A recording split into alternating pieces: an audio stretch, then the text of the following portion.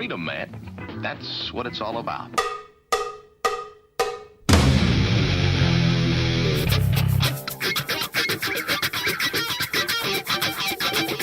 You've got to groove on freedom, like the good book says.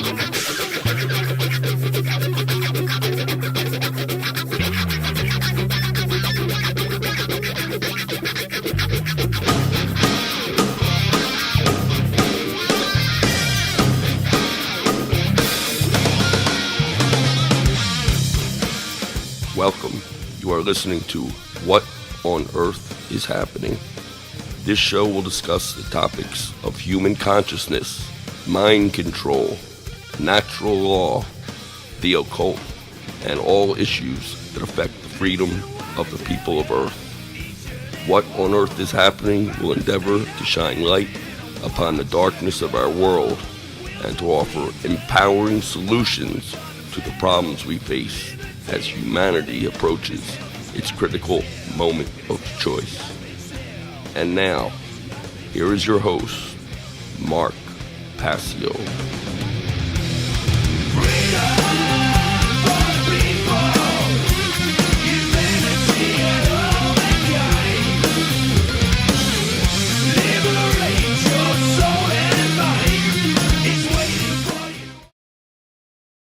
Welcome one and all. You're watching What on Earth is Happening. I'm your host, Mark Passio. My website, whatonearthishappening.com. Ladies and gentlemen, government is slavery. Always has been, is now, always will be, until we decide to end it.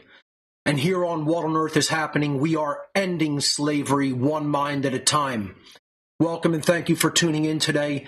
Today is Sunday, March 24th, 2024.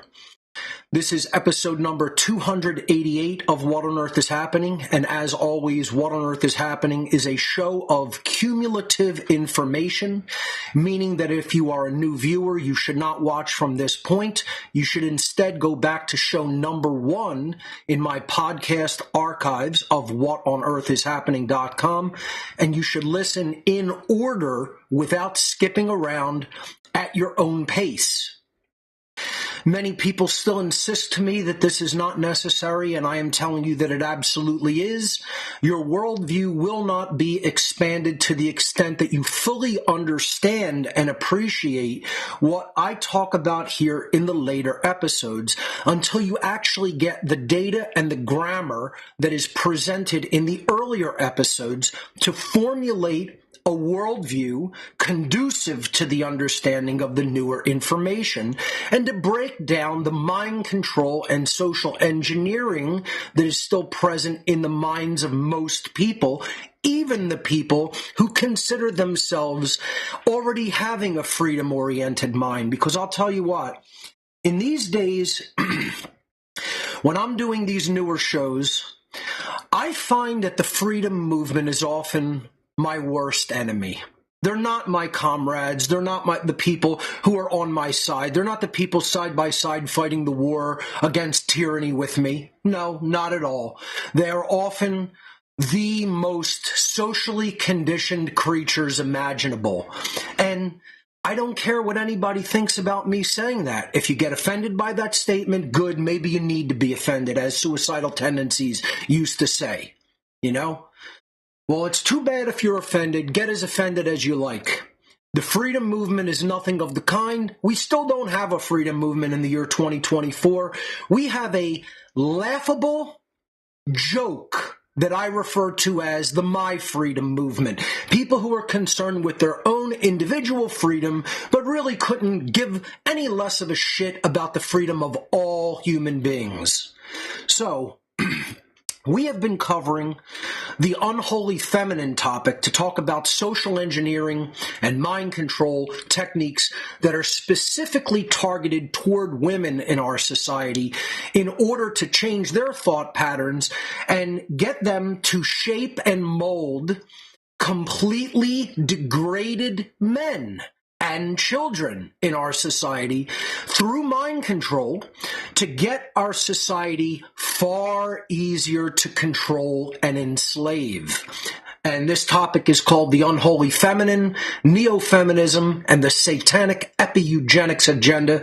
Today we will be getting into part 10 of this multi-part extended series here on What on Earth is Happening. As always, thank you to Will Keller, content creator on the One Great Work Network, for the great title cards that he creates for each one of my podcast series. So thank you to Will. Again, this is episode 288, part 10 of the Unholy Feminine Revisited and Extended series.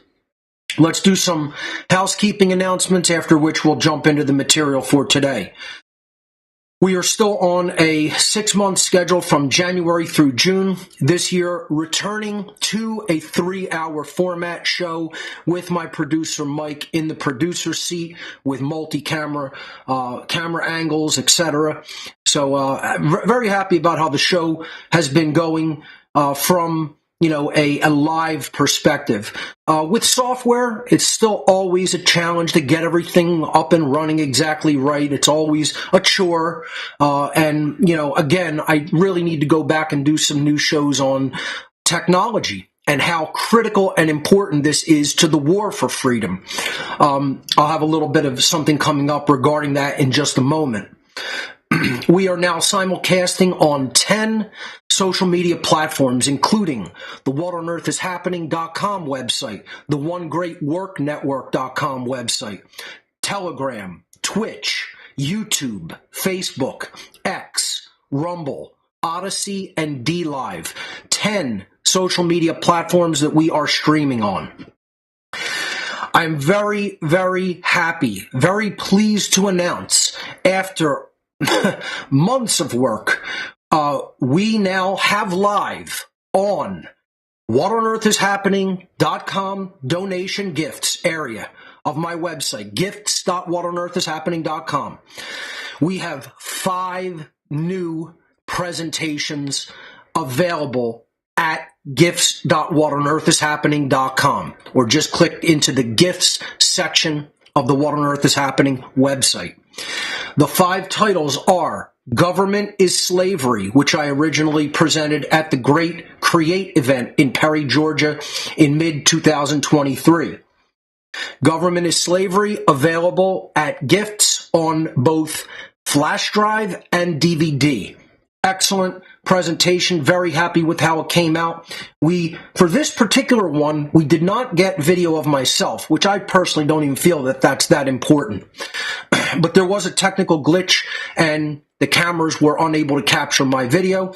I, of course, always record my audio myself. I never take the chance that any audio is ever to be, messed up by anybody recording it, and I always do a backup of my own audio. So the audio was no problem or issue with this presentation. So it's simply my audio with my slides in timing to my presentation, which I personally find that's fine. That makes people focus on the slides, not get distracted by me or how I look. And, my voice is there, but that's what this one in particular is. All the other ones do have my video. I just wanted to make that clear. This is similar to how I did a couple of my Tesla presentations. I think my presentation on everything I need to know I learned by watching The Wizard of Oz is like that. I believe it is anyway. And a couple of other ones like New Age Bullshit Extended. I believe we had to do like that because we unfortunately weren't able to capture the video, but I did get the audio. So that's the first video or presentation available at gifts.whatonearthishappening.com. Again, 5 went up simultaneously, all available on flash drive and DVD right now. Another thing I want to say about all of this is, folks, if it takes me a little while to get these shipped, you have to give me a little leeway because I guarantee you it's going to be a lot to deal with, okay? I'm only one person. I do occasionally have a little bit of help with shipping.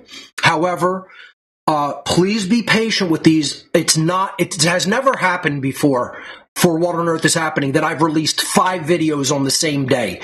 These were released last night around 11 p.m. Eastern Time on the East Coast here. Okay, so they've only been available for a few hours. So if I do get bombarded with a lot of requests for these, please understand it's a small operation. I have to do all of the packing and shipping myself. If it takes a little while to get to, a little extra than it normally does, you will have to excuse that. The second presentation is the real 7 deadly sins. I gave this at the Freedom Under Natural Law 3 conference in June of last year. That is now available at Gifts on both flash drive and DVD. An excellent presentation where I break down the difference between the modern church's version of what the 7 deadly sins are versus what I call the real 7 deadly sins, which are, of course, the true transgressions against natural law, morality in the universe. So that is available now at Gifts. The third presentation available, Technology's Critical Role in the War for Freedom, which I originally gave at the Seed 5 conference in September of last year. So this is another short form presentation. These generally all clock in around the hour mark. The real 7 deadly sins was just shy of 2 hours. And this one is about just what it says, how important technology and its understanding are if we're really going to truly fight the war for human freedom against the forces of tyranny and enslavement. If we don't understand technology, then we don't understand the modern methods for getting the word out there through communication and through publishing technology. And that's what this presentation is all about. That's 3 out of 5. Number 4 out of 5 is the one many, many people have been waiting for patiently, which is Two Masks, Same Face, the dark occult origins of Nazism and communism. This presentation clocks in at 7 hours and 55 minutes, just shy of 8 hours. We did a little bit of trimming of housekeeping announcements and things like that to just get right into the material. And that trimmed off, a little over 5 minutes. We clocked it in originally at just right around 8 hours, a little over 8 hours. And when we did a little bit of editing, it came out to 7 hours and 55 minutes of content. So this is available on flash drive, and it is available on DVD via a 3-disc DVD set. The DVD set is actually 3 discs that we had to split it over. On the flash drive, it is 1 video. So available now on DVD and flash drive at gifts.whatonearthishappening.com. Two Masks, Same Face, the dark occult origins of Nazism and communism. I consider this an indispensable part of my contribution to the great work. And I want to say a little bit about this before moving on to the 5th and final video that was released last night. I said last week that I felt this is some of my best work that I have ever done as part of What on Earth is Happening. And I continue to reiterate that, and I think that is highly accurate. And I don't change what I said. I don't take back what I said. This is some of my best work. I also said most human beings on this planet will not understand this work at all. Hardly at all, if at all, if even a tiny little bit. It will be poor understanding, poor reception on their part. See, that's what one of the greatest contributions that I think I've made to human spirituality is really deeply explaining to people the position that the student of spirituality must enter. And I find that this is one of the most misunderstood and non-received parts of my teaching, because the students of my work have not prepared themselves to receive my work. They have stayed in largely the same mindset that they ever have been in from the very beginning of the approach to my work, all the way through the material, never truly changing their own mindset and heart. And that's the crux of the problem, ladies and gentlemen. That's the source and the kindling of most of my righteous anger. I hear people say nonsensical shit nonstop. I'm going to be talking about the utter retardation of humanity a lot in this show today. And I'm going to take my time and I'm going to do it, and I'm going to do it in the way that I want to do it. And if people don't like it, shut the show off. That's how it goes here. I am not up anybody's ass for viewership. I'm not up anybody's ass for anything. I'll tell you what I need. I'll tell you what I require of you as a student. If you don't want to listen, shut it the fuck off. Doesn't bother me in the slightest bit. I'm fulfilling my charge as a teacher. My commands that I've been given from the universe, that's my charge. I'm charged with that task. I'm fulfilling that just fine. Don't worry about Mark Passio. Worry about your damn self. Okay? And it is your damned self. Okay? If you're not truly integrating this spiritual material, if you're not truly activating yourself and your own actions and doing the great work by passing the content along to others, then you should be worried about your own damned self, because that is what will damn you. Not Mark Passio's righteous indignation about you not really truly listening, about you not really truly getting it, about you not really truly integrating it, about you not really truly activating yourself and truly teaching other people what I'm trying desperately and mostly in vain to try to get into your thick skulls. Okay, don't worry about Mark Passio's anger about that. Worry about your own inaction. Worry about your own non-true awakening to what is the requirements for freedom and what needs to be done through your own actions. That's what you should be concerned and worried about, not me getting angry that you're not doing it. Okay? I can continue to get angry because it's the truth of the matter that almost everybody is not doing it, yet wants to open up their mouth and complain about how others are actually doing it, who are doing it. You see, that's the retardation inherent in humanity these days. All right? So, I want to say to detractors who have said, Mark's saying that nobody's going to get this.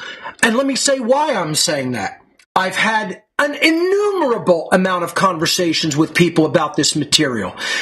They repeatedly demonstrate to me that they don't understand what I'm talking about. They're hung up on their interpretations of the material. They're hung up on what their teachers told them. They're hung up on what politicians tell them. They're hung up on what their dumb family members believe and then hammered into their brains over the years. They can't get out of their box of consciousness and see this material from a different perspective. And I am a living expert in the gauge and judgment of human consciousness and the ability to see patterns and recognize what they mean. I'm an expert in that, having done it for so long and in such depths over the 20 years that I have understood what I understand. So, I, in that knowing, am able to say with very high degree of accuracy where I accurately perceive other people's consciousness to be. So no, it isn't me trying to make a self-fulfilling prophecy, as people have accused me of doing. I'm not trying to make people not get this, as I've also been accused of doing. You're saying they're not going to get it. So, in a way, you're conducting magic or sorcery by telling people they won't understand.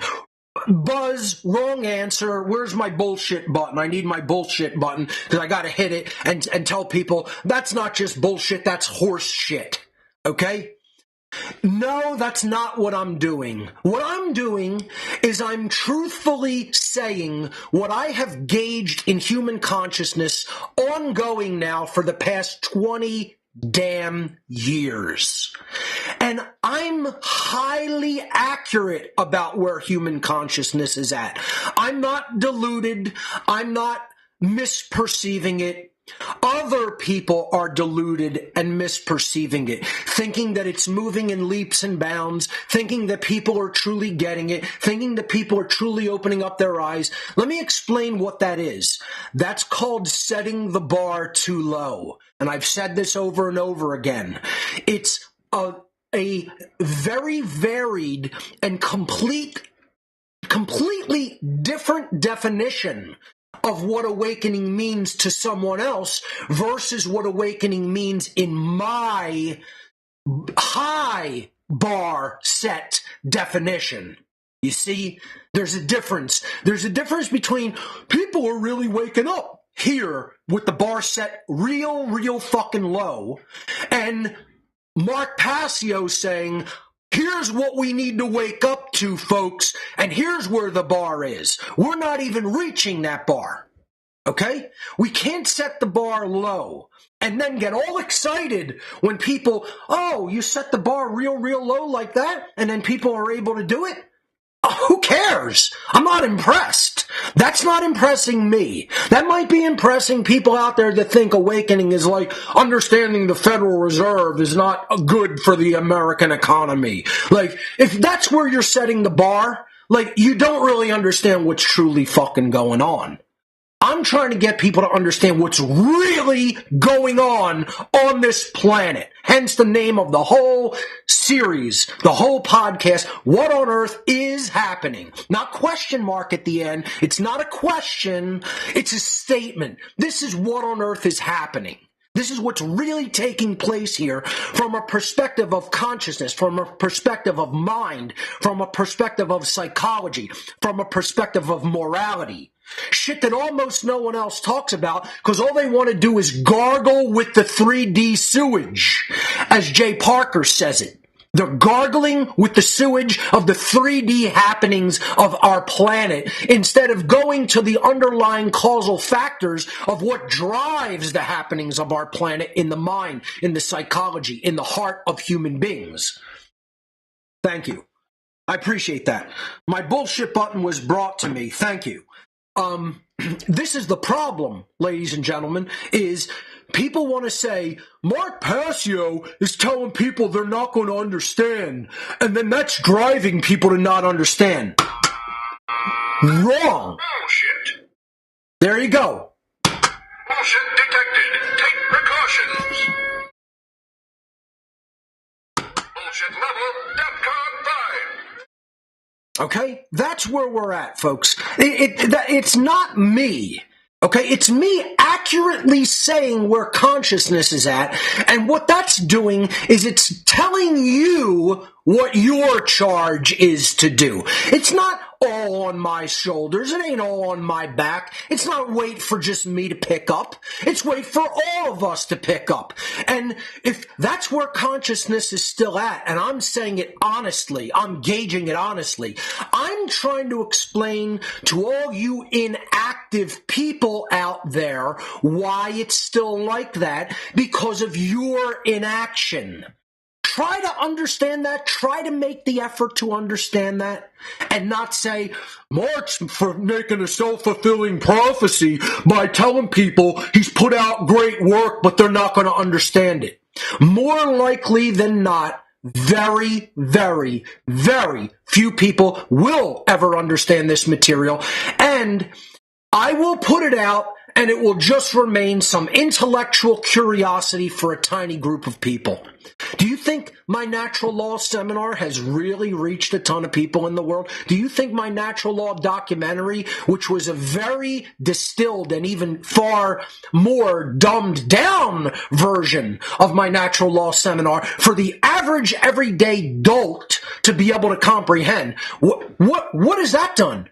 You want to tell me all the wondrous good in the way? It's just completely transformed society. I mean, do you know how many millions more people read Noah Harari's books? They read Yuval Noah Harari's books way more than will ever be reached by my natural law documentary, The Science of Natural Law.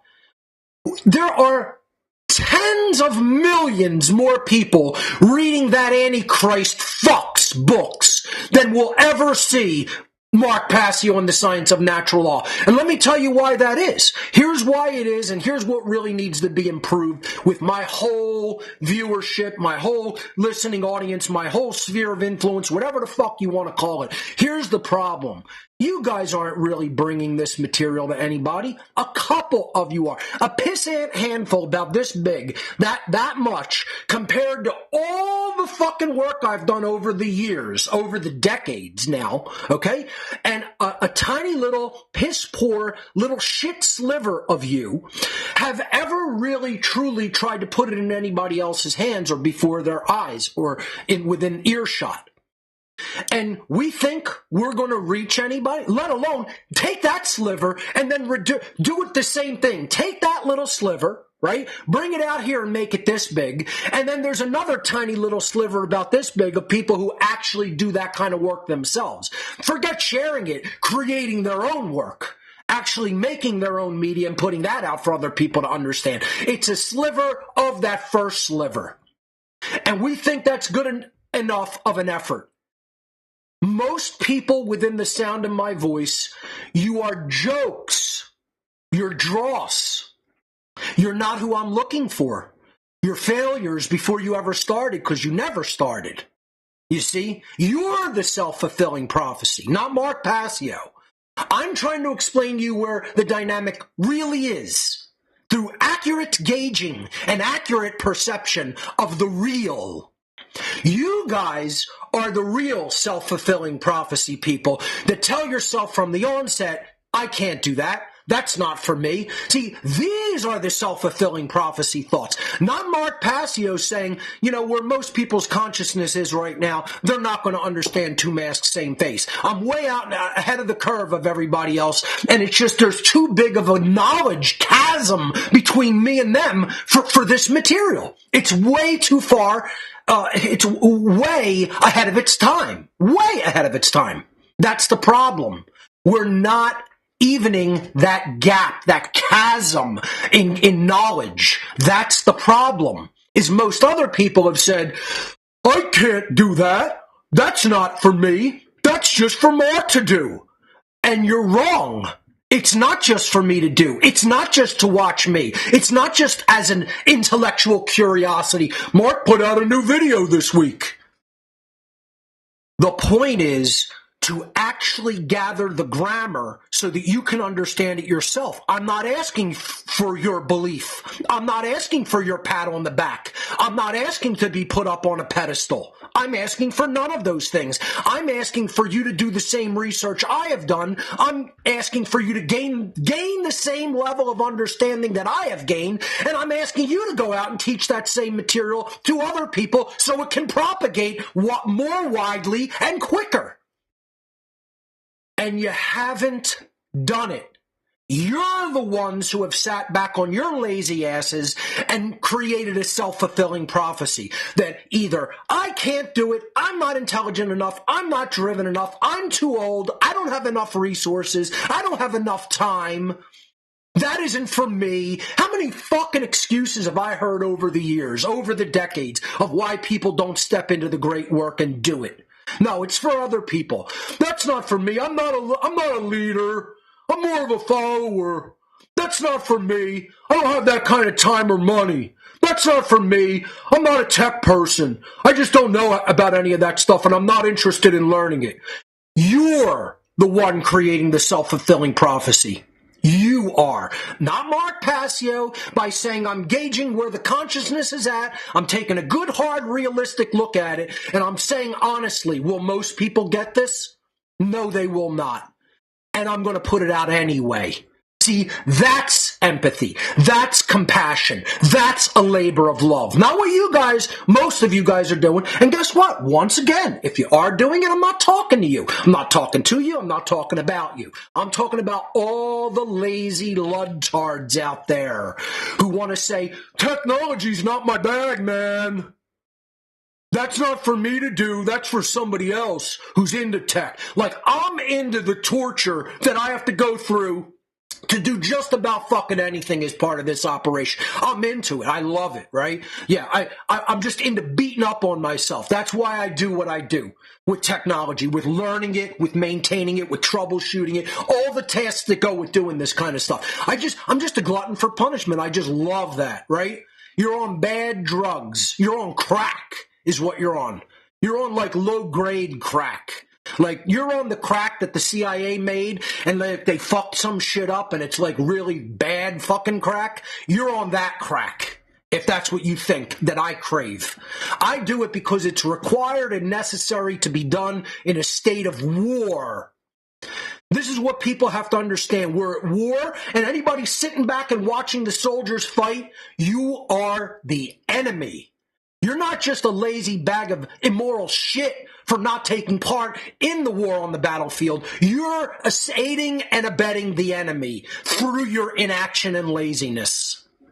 So, let's clarify what was meant, since people want to give their own bullshit interpretations of what I said. And I'm going to talk about this when I get into the material today, because more people gave their own bullshit interpretations of things I said last week regarding human sexuality. And it all comes down to the ignoramuses out there who have no work to show for themselves and who've actually done nothing to actually help this war effort for human freedom. And all you do is talk and complain and talk about other people's work.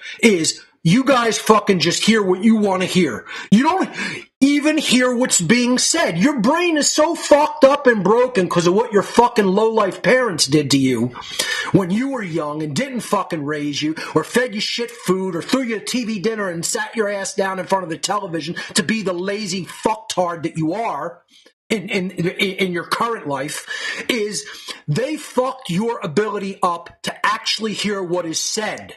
That's your problem. You interpret in your own bias what is actually said by others, and you hear what you want to hear instead of what the words are that actually came out of their mouth. That's how fucking retarded you are. Most people think like that. They can't hear what's actually being said because they never learned the technique of how to learn. Can we get quiet in the room, please? I need complete quiet in the room. I'm sorry, but it's very, very distracting to hear even small noises taking place in the room. I lose my train of thought. I need silence in the room. Thank you. Okay, so people have never even entered the practice of learning how to learn. They still have a garbled jumble of thoughts bombarding the mind, bombarding the consciousness, and they can't shut those thoughts off. I have likened it to the practice within Freemasonic rituals. Okay, when a lodge meets in Freemasonry, there is one member who is assigned and charged to make sure no one else enters the lodge upon it being opened, upon business being conducted within the actual lodge confines. This is the person called the Tyler of the lodge, Tyler. And a Tyler literally means it's the person who seals something with tiles. Literally, you're putting the facade on and making sure that no seams can be seen in the building material, okay? To Tyler the lodge means to close and seal it, such that not only aren't people going to bombard the lodge, which is a representation of the mind, but they're not even going to be able to find the doorway in. The door is going to be sealed and hidden, is a true tiling of the lodge. And what this means is there's no intruders allowed. And this is an allegory. There should be no intruders allowed in the mind. This is why people are poor learners. This is why I say most people will not understand Two Masks, Same Face, the dark occult origins of Nazism and communism presentation, because they have not figured out how to tile this lodge. They don't have a tiler on duty. It's wide open It's like a big funnel like this. It's a huge funnel. And it's just all intrusive thoughts just funneling into the lodge, the mind. They don't even understand how to close those thoughts off. While I'm saying something, their very own intrusive thoughts are still chattering and jabbing away like this. Non-stop. They can't even hear what's being said because there's so much garbled bullshit chatter going on within the internal lodge. That's the problem. That's why people are poor learners. And I tell people, learn how to Tyler the Lodge. Learn how to force out those intrusive thoughts and actually be fully present and listen.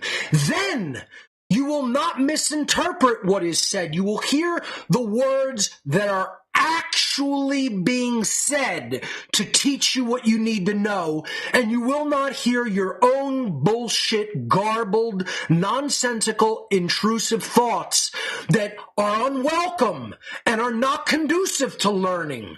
You don't understand the techniques that you have to put yourself in to even become a good student. Not only are you not a good student, you don't even know how to become a good student. There are techniques for this. And one of the first techniques is, and I did talk about it in former What on Earth is Happening podcast. This tells me how many people have actually listened, have actually gone back to podcast number 1, have actually gone through the material in order, but not gone through it as an intellectual curiosity. I don't do these shows for people to kick back and go, that was an interesting show Mark did last week. I give it an 8 out of 10. I'm not interested in your bullshit commenting or rating. I'm not doing this to try to get views. I'm not doing this to try to get likes. I'm not doing this to try to be social with people. I'm not interested in your fucking friendship. Most people that I know now, I probably would never be friends with if I didn't have to do this work.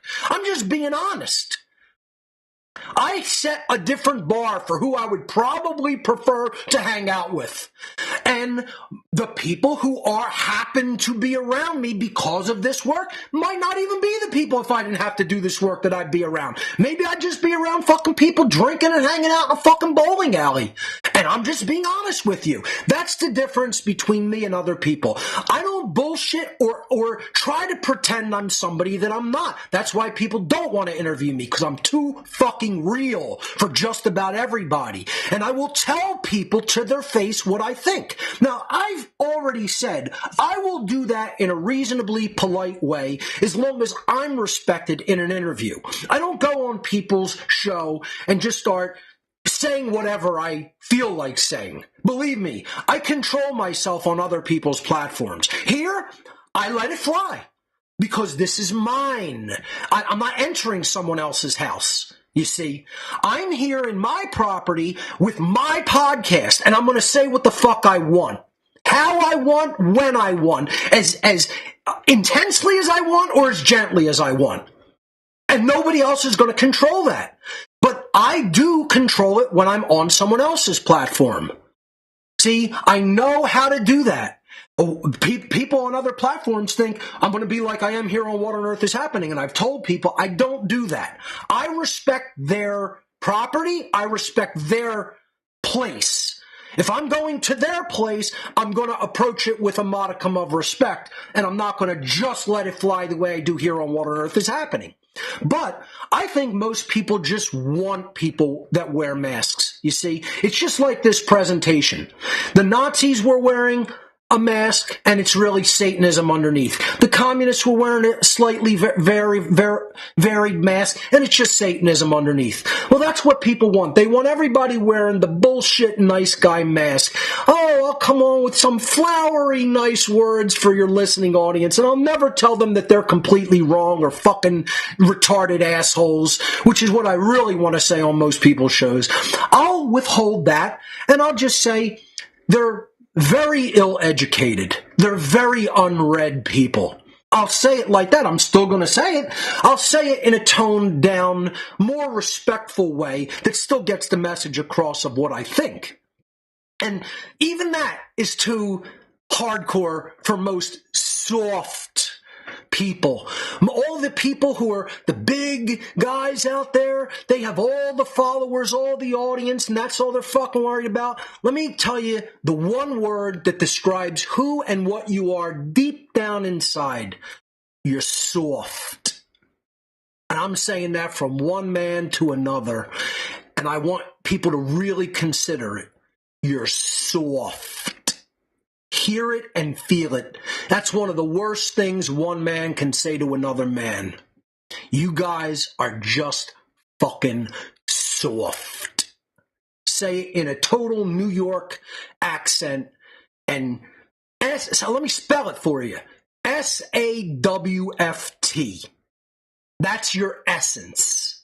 Your essence. And you think that's going to get it done in warfare. The problem is most people don't even know where they're at. They don't know what's being done. And they don't know above all else who the enemy really is. Put that together with they don't understand who they themselves are. And you have the perfect recipe for human slavery. And that's almost everybody alive on this planet. That's not just a handful of people. That describes almost everybody.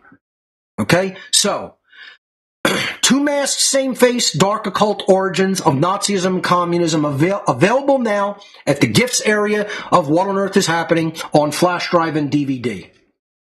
One of the most integral pieces of my magnum opus, of my personal great work, Two Masks.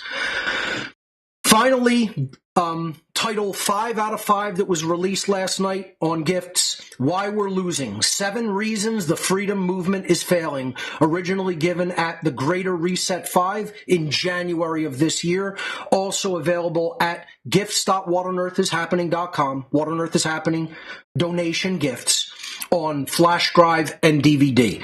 I want to say this is the biggest single individual release of data that I've ever done on the same day. I tried to get it done on 322, which we're going to talk about, as a countermeasure in consciousness to the season of sacrifice. Could not actually accomplish it. I worked until like midnight, couldn't get it done. I had to shut my body down and turn my mind off and say, I'll get it, I'll finish the last few flash drives the next day. I got it done on 3/23, released it at about 11 p.m. last night. Okay? So, I mean, I have my limits. I'm not a fucking machine. A lot of people think I'm some kind of a machine. I have to eat, I have to pee, I have to, bathe, get a shower, I gotta, do dishes, I gotta, I'm just like anybody else. And eventually I run out of energy and have to collapse. But if people saw the work that was put into all of this, they wouldn't even comprehend what had to be done. Okay, so all 5 of those video presentations are now released on Gifts. They will be there for 90 days, and then I will release them for free to the public, hopefully all on the same day if I can get that done, or maybe over a weekend or something, because that's a lot to upload. But and then make articles for on my website. So let me just show you that real quick. Let me step out of this before we go into how to become the true media. Go to my web browser. I want to show you the actual items on Gifts. So this is What on Earth is Happening donation gifts. This is the home page right here that has the carousel of images on it, okay, with lots of items. Then there's categories right down the side. So you can go to flash drives here or DVDs right here on the side. If instead you prefer to get a big image of categories, you can click categories up here, and then that will take you to the it will take you to the categories page. You can click flash drives, for instance, right? And then it will show you all the flash drive titles that are available at Gifts. Okay? And you could scroll down until you find one of the new titles. Here's Government is Slavery. You could click that. There it is right there. And you could hit add to your basket. It will go in your basket. Okay? Here's, for instance, Real 7 Deadly Sins on flash drive. There's images posted with all of these in a little slideshow. You can click that to look at the artwork for the flash drive. Same thing with the DVDs. So I'll go back and go to categories again, and we'll go to DVDs right here. Click that. Here's all the DVD titles. Let's say you wanted to get 2 masks. Here's 2 masks. You can click that item. This is the product page. You could take a look at all the artwork if you want. There's the box. There's the front. There's the back. There's the disc itself. At least disc 1 out of 3 there. And if you wanted to add that to your basket, you just hit add basket.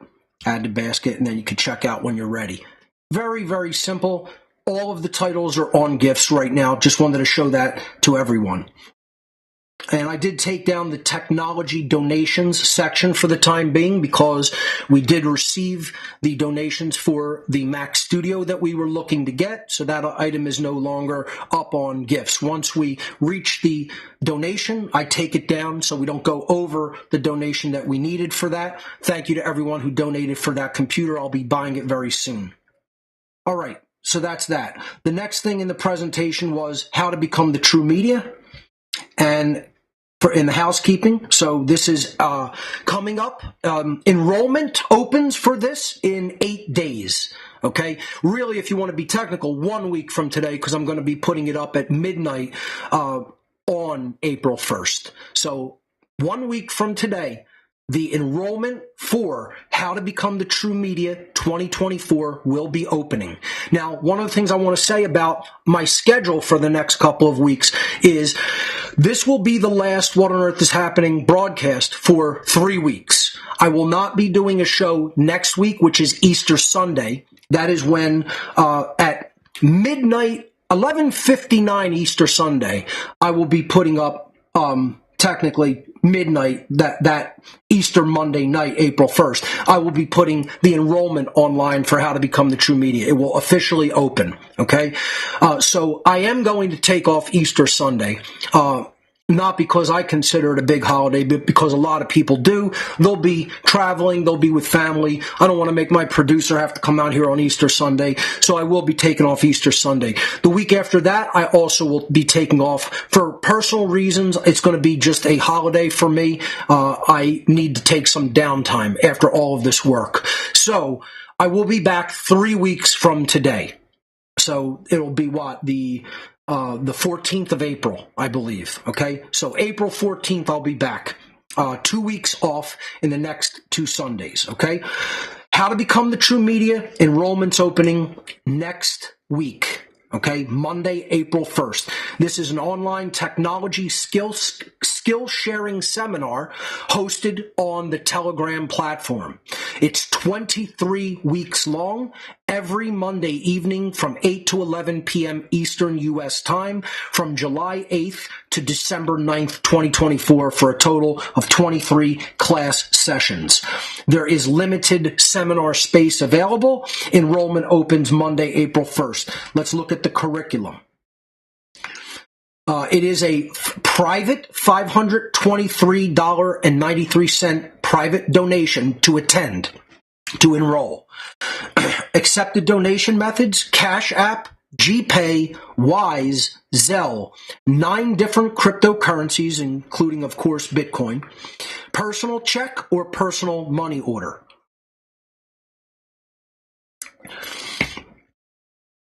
Here is the skill sets that will be taught in the seminar this year. Basic operating system skills. So if you're not very good with using a computer, we will get you up to speed on how to use the operating system of any computer. File systems and disk formatting. If you want to know how to format a disk, to put data on it, to give it to other people, we teach that in the beginnings of this class, of this seminar. File and folder management. These are organizational skills with your files and folders on your own computer, so it's not a mess and everything's organized and you can find things quickly. Workflow and best practices. How to get work done. What are the best ways of doing things? What are the best apps to use, etc. Word processing and publishing. As I've said over and over, everything starts with a word processing outline, with a digital outline of your thoughts and what you want to communicate to other people. The best researchers and presenters make great outlines of what they want to communicate before they attempt to communicate it. This is essential organization skills of your thoughts. And to do that effectively, you got to learn how to use digital word processing programs on a computer. So we teach that. The basics of the internet, how it's organized, how it works, the very basics of what's called the DNS system. How does a website work? How does a website get the data that you want to get from it to you, right? The basics of searching the web, how to find the data that you're actually looking for in the jumble of data that's out there and in how bad the modern search engines are, how to structure your queries, how you ask for data from a search engine, how to search the dark web. People think that, oh, everything's on Google. No, very little's on Google. Very little comes back from any search engine that's actually on the internet. It's actually approximately 7%. That's the actual percentage that has been gauged by experts in the field of how much data is on the internet versus how much is on the search engines. And if 100% of the data on the internet, if we take that as, that's all the data, how much of it is actually indexed and searchable via a modern search engine? The answer is 7% of the total available data that is on the internet you can reach by a link on a search engine. 93% of it comprises what is collectively known as the dark web. Okay, or the dark part of the internet, whatever you want to call it. Okay, I teach people not just how to search the visible web, but the dark web, because the dark web is where 93% of the content is, and only the other 7 is reachable via the search engines. We teach that in this seminar. We teach graphic design, how to make things look aesthetically attractive with visuals and graphics. We teach print publishing and layout. If you're going to print something out, like handouts or flyers or posters. We teach how to build presentations like you see me delivering every week and on all my presentation videos. We teach audio editing and publishing. If you're going to make a podcast that's audio only, how to do that. We teach video editing and publishing. What if you want to make a short video? How to edit that and put it out. If you want to make a video podcast, we teach how to do that. We teach live streaming, what we're doing right now. Okay, how do you make a live show? Multiple camera angles, slides in it, reaching multiple video sharing platforms and social media platforms. How do you do that? We teach that in this seminar. Web authoring and publishing. How do you build a website? Do you know the very basics of the language of the web? Okay, we don't get deep into programming in this seminar. I consider that an advanced topic. But I show people some very, very basic, simplified basics of the language of the web, mostly just HTML, simple HTML. And then we get into how would you build a website in the modern day using a content management system. I let people install a content management system on their own computer if they practice what I teach, so that you can practice doing it on your very own computer without having to go buy a website and web hosting space. You can practice it local, then you could do it remote when you're ready. That's taught in the seminar. How to share and collaborate on the internet, and all of the hardware and equipment that is required. We teach, the basics of the equipment. We show you what to order. If you're going to actually go out and buy equipment, we show you the approximate sweet spot. You don't want to get dirt cheap shit that's all going to break in a few months. You don't want to get the highest end stuff for like the highest level experts and professionals. It's going to be tens of thousands of dollars per item. You shop mid-range. This is what we teach in the seminar. Decently built mid-range equipment that won't break your budget but will enable you to do what you need to do to fight this war for freedom. These are all the techniques and the skill sets. That's the curriculum that we teach in How to Become the True Media. Here's the notes for the seminar. Please take note, this is a private seminar open to those who make a private enrollment donation. Each private enrollment donation is just for one student to get an invite to attend the seminar. Each student must enroll separately. There's no package deals where like you pay for one person and 5 people can take it. It's one enrollment, one attendee. Very simple. There are no enrollment discounts. There are no enrollment plans. There's no partial enrollments. There's no date extensions. Do not write to ask for any of these things. We try to keep it even and fair for everyone, equal and fair for everyone. So don't write to ask for any of those things. There's no enrollment discounts, no donation plans to attend the seminar, no partial donation enrollment donations, and no enrollment date extensions. The classes are only hosted live. Do not ask if they will be recorded and given to students later. No, they will not. If you, as a student who makes a donation to attend, wants to record the classes and you know how to do that, you are free to do that. I don't stop anybody from making their own class recordings. I just ask they do not share those. This is a private seminar that is enrollment only. The people who are allowed to attend and get this data is private. This is how I bring in resources for the entire year for What on Earth is Happening and how to become the true media. So I ask people not to share that online because I want people, quite frankly, who make the sacrifice to enroll and learn. That's part of the challenge of how to become the true media. It's not just about learning the tech. This is a life challenge. And I want people to very deeply understand this on the last time I'll be explaining this before enrollment opens. This is a challenge for you. It's something that I hope people will accept my challenge. I am trying to challenge you in this seminar. This is how we separate the wheat from the chaff here on What on Earth is Happening. This is how we separate the people who really have been paying attention versus the people that just look at this as some intellectual curiosity and they're not really paying attention and integrating the lessons. And then this is also how we separate even those people from the people willing to make a true sacrifice of their time, their resources, their effort, their energy, etc. That's what's required to win the war for freedom. You have to make sacrifices of all of your things. You have to sacrifice your energy, your time, your resources, your attention, other things that you'd rather be doing. I'd rather be somewhere else right now. I don't want to be here teaching people. I already know this stuff, folks. I know this stuff forward, backwards, in my sleep, blindfolded, and taking a shit on the toilet. That's how well I know this shit. I don't need to be here.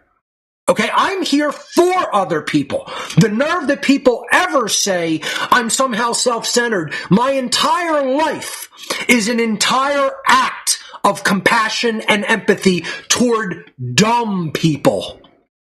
I already know this. I don't need to be here doing this. I could go do something else. I could have went and continued to actually practice and really get fucking killer good in bowling. Okay? Because, again, as I said, I was at the point where I was going to the alley once a week, smoking a joint with a couple of friends outside before rolling into the alley, grabbing a couple of beers, sitting down, throwing my shoes on, and throwing a 265 once a week. Imagine if I fucking practiced!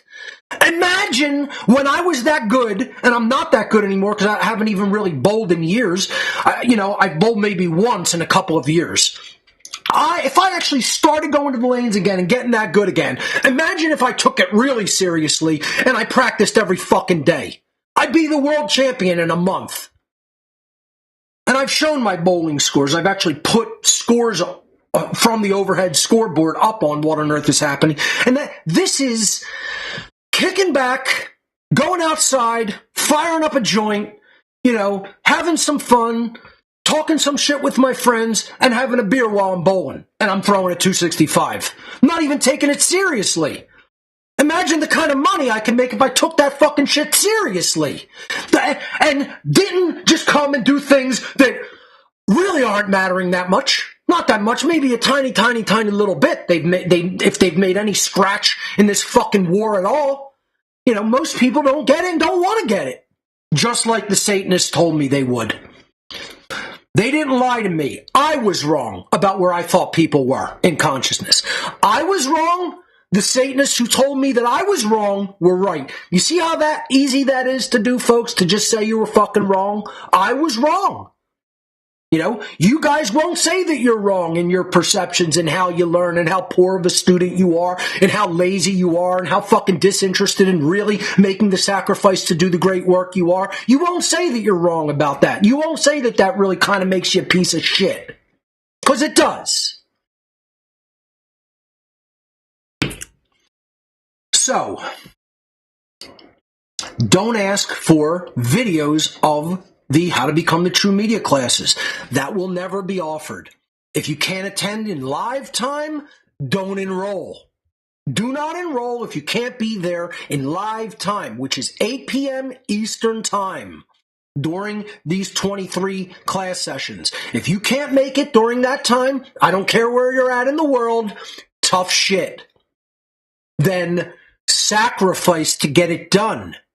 If you really want to attend, make it happen by the power of your will, no matter what you have to do, no matter what you have to sacrifice. Otherwise, the answer is you don't care that much to make the sacrifice to be there live. Oh well, then that's it. That's how it is. You've made your choice, and that's it. Deal with the choice you've made. That's all. Don't make it my problem, because it's not.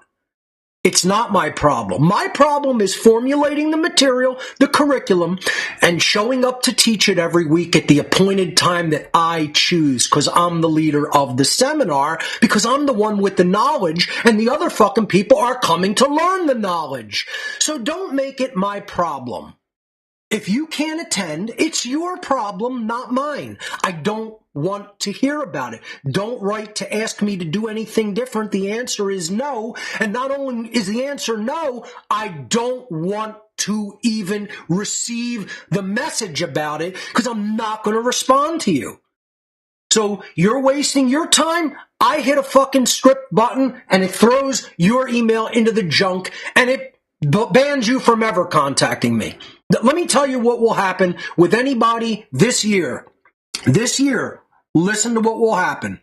And I know I'm belaboring this and I don't care because it's the last week before enrollment. I want to make this perfectly clear in people's minds. If I get any emails asking me any of the things that I've told you not to write to me about, you will be banned from ever contacting me via email. I will put you in a permanent block list. And no message that you ever send to me will ever reach my inbox ever again. That's what's going to happen if I get any emails about, are the classes being recorded? Can I give a 50% donation? What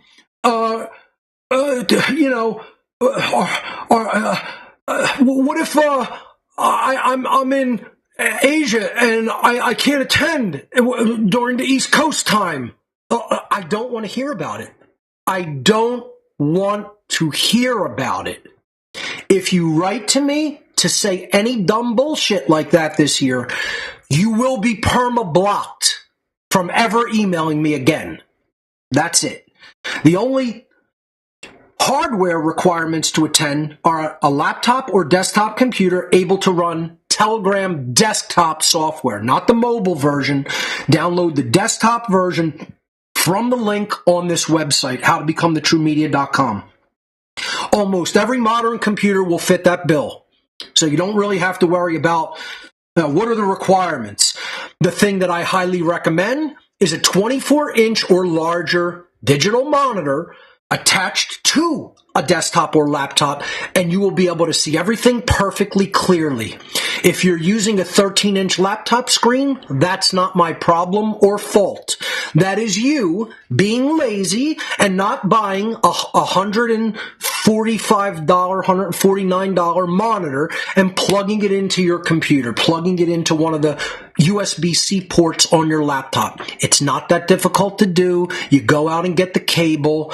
If your monitor has HDMI or it has DisplayPort, you get a USB-C to DisplayPort. You plug the USB-C into your computer, you plug the HDMI or DisplayPort into your monitor, and you're done.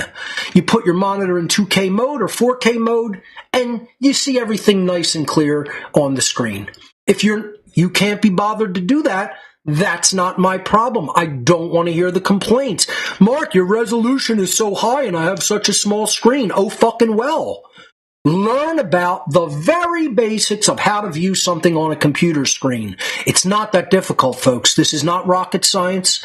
This is not an advanced, high technology course. This is the very basics. This is the very, very building blocks. I'm not gonna teach people a super advanced class when I know they're coming from basically zero knowledge. I'm gently taking you by the hand each week and building up your skill sets. That's what I do.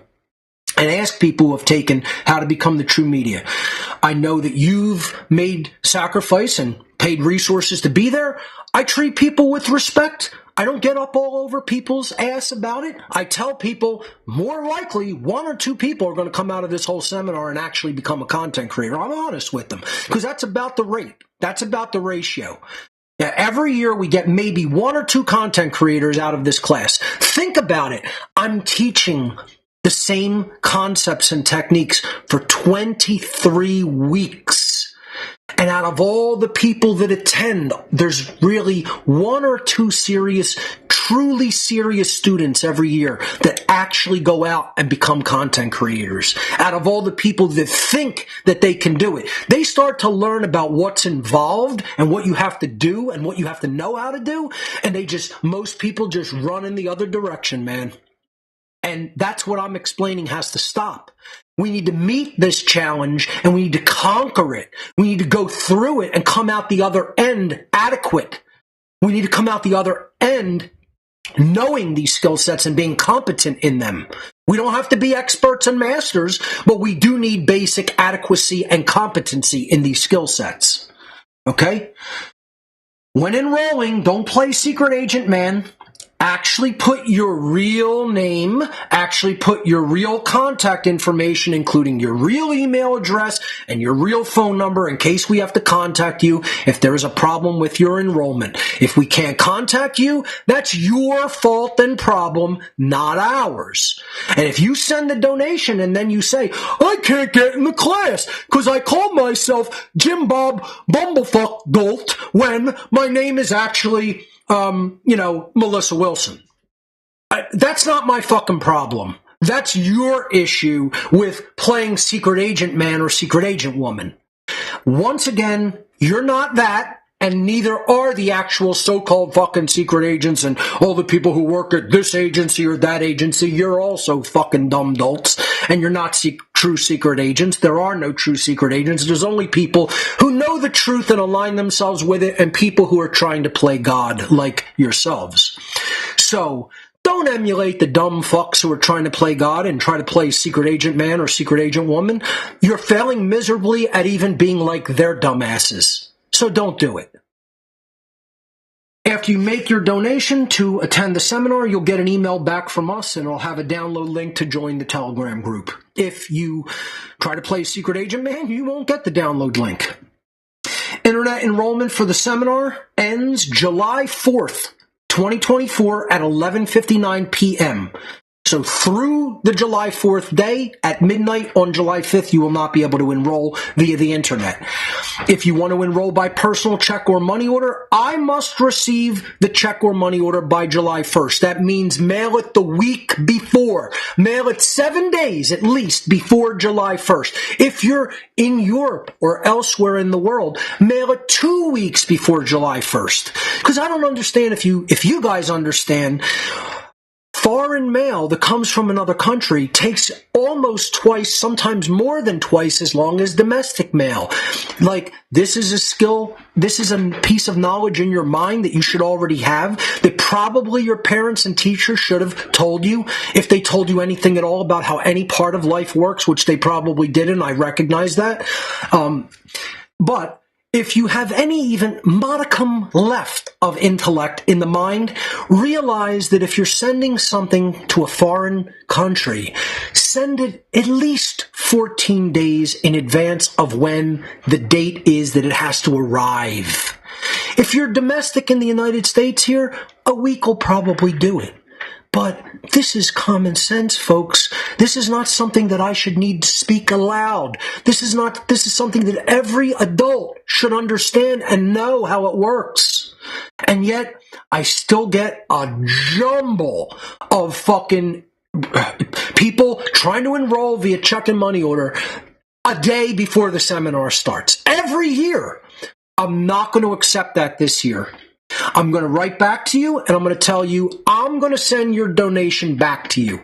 And you have to wait till next year to enroll. Listen, I'm going to be hard-assed and hard-nosed about this year.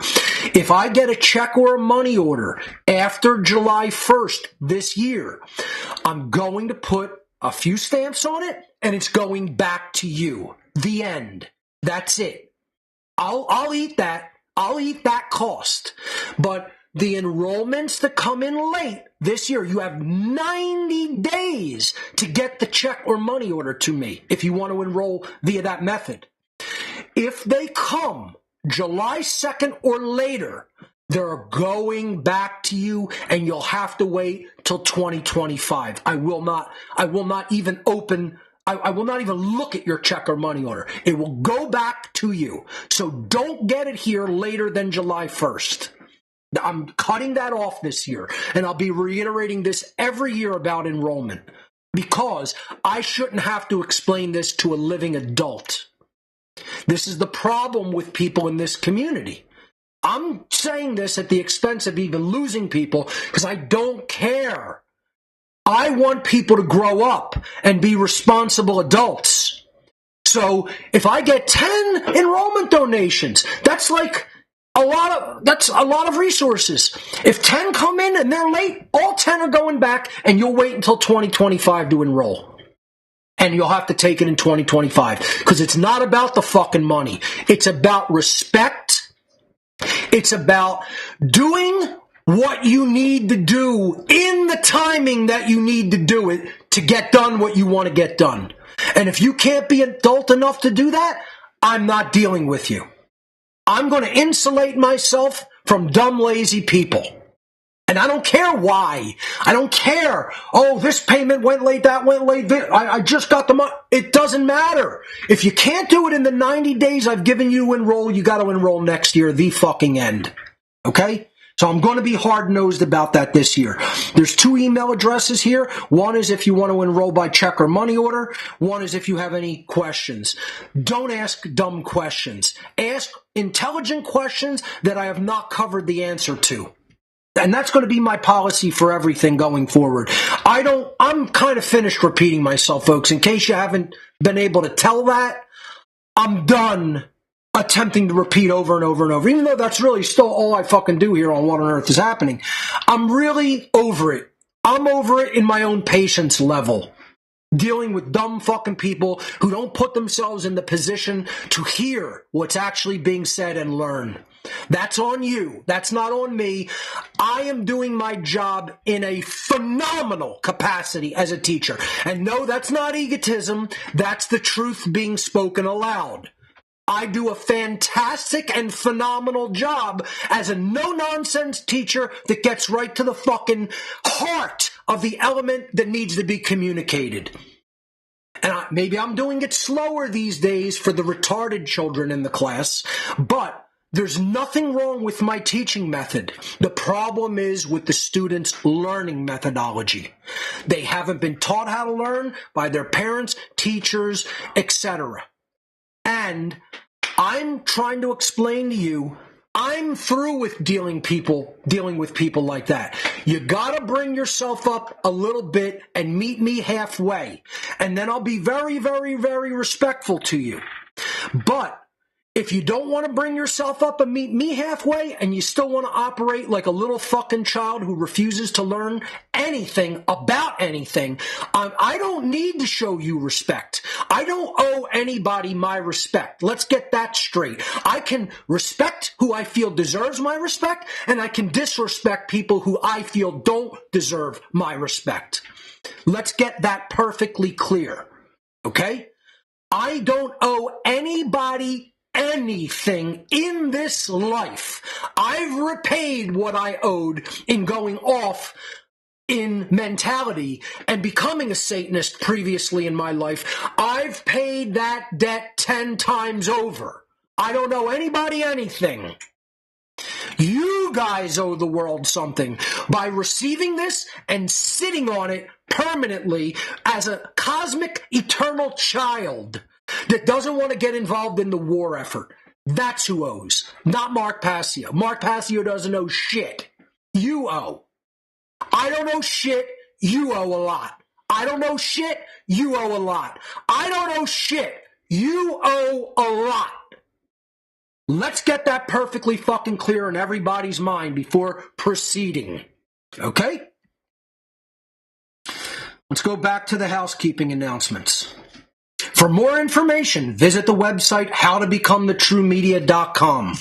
And no, I'm going to be very hard-nosed on all those things that I just said. So, if you're an adult and you want to learn and you want to demystify technology and you want to become good at it, you want to become competent at it, I'll get you there. Meet me halfway, be respectful, don't put fake names and shit, right? Enroll on time. Don't ask for exceptions. Be a big boy with his big boy pants on. Be a big girl with her big girl pants on and act like an adult. And you'll get tons of generous respect from me. And you can ask anybody in the seminar. I treat people very fairly. Okay? What I don't like is when people show blatant disrespect and or prove to me that they're trying to move forward with grammar that they haven't actually accrued, that they haven't actually gathered. They're trying to put their rhetoric before their grammar. That bothers me. And why it's been bothering me with this particular field of material, not how to become the true media, but the unholy feminine, is because all the people that have challenged me on it, I can tell haven't done the work to aggregate the grammar of the trivium method of learning, of truth discovery. They have all spoken with zero knowledge in the mind first. That's why they're a poor student of the data. They're a poor student because they put their rhetoric, which is spreading information and knowledge, before they have actually gathered the grammar and then processed the grammar, the building blocks of knowledge, and turned it into a deep understanding through logical process. I've been attempting to explain the trivium methodology of learning and truth discovery and personal development, because that's what it is, since practically the beginning of What on Earth is Happening. And I still find the whole freedom movement is just littered to capacity max with people who still cannot perform the trivium for themselves and still are operating out of a completely ill-educated, unread, uninformed opinion where they're putting their rhetoric before their grammar. And that's what I won't show respect for. It's not a matter of opinion. The stuff I'm talking about in this series is not opinion like, do you think chocolate ice cream's better than vanilla? It's not an opinion. Do you like the new vitamin drink that I bought and got here today for me to sip on my show? Oh, grape flavor. Excellent. I love it. Somebody else tastes it. I don't like the aftertaste it leaves. That's a matter of opinion. And both people are perfectly equally entitled to their opinion, whether they like that, because that's subjective. I'm not talking about subjective things. I'm talking about things that have a truth to them, that we can epistemologically get to the correct answer through the Trivium Truth Discovery method. And that's when I don't have respect for people. When I can tell they've ignored all the grammar that I've aggregated, haven't looked at it for 1 second, but then say, my opinion is just as good as all your years of hard-won knowledge, gathering and pouring through and making logical sense of all that grammar. I've done zero of it, and I have an uninformed opinion that's been given to me by a social engineer or another fucking dumbass know-nothing, like their parents or their teachers or the media or complete imbeciles that they know. And they want to say that that uninformed opinion is better than my years of hard-won knowledge. I'm not going to tolerate that level of disrespect. So I don't tell people you're not entitled to go and think what you think. I am telling people, don't bring your ignorant bullshit to me. That's where I'm saying I'm not going to have respect for you as a human being, because I have vetted what I know with the Trivium through years and years of unimaginably intensive study, and I will not be disrespected as a man who knows better than other people regarding the truthfulness, the veracity of that body of knowledge. I know how to perform the Trivium, and I've actually done it. Then I see people who not only haven't done it, they have no idea what it is or how to do it, and then they want to say their opinion is better than my knowledge vetting using the Trivium. That's where we're going to butt fucking egos. Okay? We're going to butt egos right up against each other. Okay? And I'm not going to back down from that. An idiot is not going to tell me that they know more than me. I'm not a fucking idiot. I know how to learn. I know how to do the fucking Trivium. I'm not going to be told by somebody that doesn't, who's a fucking idiot, that I'm the person who doesn't have the truth in hand. No, I will not be spoken like that in my presence. If you want to do that, you're entitled to go do it elsewhere away from me. You're not going to do it in front of me without being challenged. You're not going to do it on my social media platforms without being challenged. Take your bullshit elsewhere. If you think, once again, people go, you're saying you're going to break natural law and hurt somebody for disagreeing with you. No. Once again, come on now, that ain't even bullshit. That's horseshit. That's horseshit. That's not even bullshit. It's beyond bullshit. It's horseshit. I said, get out of my space with that. Take it elsewhere. Don't show me blatant disrespect as a human being and a man by putting that up in front of my face when we both know you have an uninformed opinion that you just shit out of your mouth. I'm not tolerating that as a man. You want to play that game with me as a man, then you're going to find the fuck out. That's all I'm saying. And I would expect, am I going to go out of my way to put myself in the presence of somebody that I completely disagree with, like go in somebody's fucking house and say, I'm going to make you change your opinion? Now, admittedly, I sort of did that with my own mother. But that's a different scenario. That's me being concerned with the soul of someone that I actually know and care about. And it paid off because she didn't take the fucking eugenics clot shot. You know? One of the only members of the family that didn't. And other members of the family did, and now they're getting fucking sick. It's the beginning of that process, of them getting sick from it.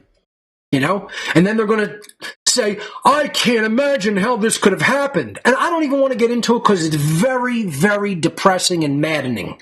When you had me as a resource and you still couldn't fucking learn.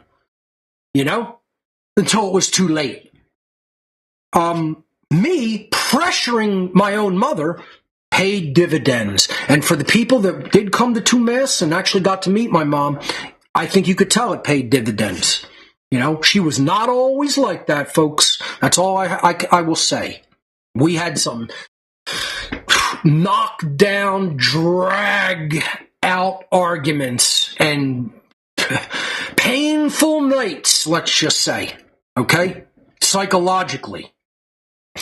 It's very different than that these days because I didn't give up on her as a human being, okay? So, for more information on how to become the True Media, go to the website, howtobecomethitruemedia.com. And again, for people that aren't really hearing what I'm saying, you really need to clean the shit out of your ears. Go get a nice big fucking Q-tip and clean all the fucking shit accumulated in your ears out of your fucking ears and really fucking be present and listen. And stop hearing what you think I'm saying and hear what I'm actually saying. That's the whole point to this tirade pre-actual material of today's show. The One Great Work Network, running strong with over 70 phenomenal content creators. I have a couple of things I want to say about One Great Work Network today. First of all, I will not mention any names because I do not know if the individual wants that, but we had a very generous donor this week to the One Great Work Network. Lots of content creators received a wonderful, generous donation. Thank you so much to the contributor. I mean, that's real. That's putting your resources where your mouth is. That is helping the war effort, right? And if that's what people can do in a monetary sense, that's wonderful, right? If you can't become a content creator yourself, you can contribute resources. If you can't become a content creator, maybe you can contribute what you know how to do. Like maybe if you're good at troubleshooting, or if you're good at dealing with printers, or if you're good at just running errands, who knows? You can contribute in a million ways. Right? Not every single person has to become a content creator. We can be helped in ancillary ways. And we got a very wonderful, generous donation to a lot of the content creators this week. So thank you so much to the very generous donor of those resources. It's very much appreciated and will be put toward the execution and effort of the one great work of ending human slavery. So for all the great content creators, wonderful work, visit onegreatworknetwork.com. And now speaking of the content creators on the One Great Work Network, I have an announcement regarding Mark Devlin. He's one of the One Great Work Network content creators, and he is from the UK. He is coming to the United States the first week of April. So one of the reasons that I'm going to be taking off, because I will be attending his Philadelphia lecture, but I'm going to take the next day as some downtime as well. But Mark is coming to Boston, Philadelphia, New York, and New Haven. Okay, so here's his tour. If you want more information about this tour of one of our network's content creators, Mark Devlin, I'm going to give you all the info right now. You can go to djmarkdevlin.com to enroll in any of the talks that he's going to be giving. Here's the tour dates. April 3rd, he'll be in Boston, Massachusetts. April 6th, he will be in my neck of the woods in Philadelphia, Pennsylvania at Misconduct Tavern in Center City, Philadelphia. I believe it's around 15th and Locust Streets, approximately thereabout. Center City, Philadelphia, Misconduct Tavern, April 6th. Philadelphia, PA. His next date will be in New York City, New York, on April 7th. And then he will be in New Haven, Connecticut on April 10th.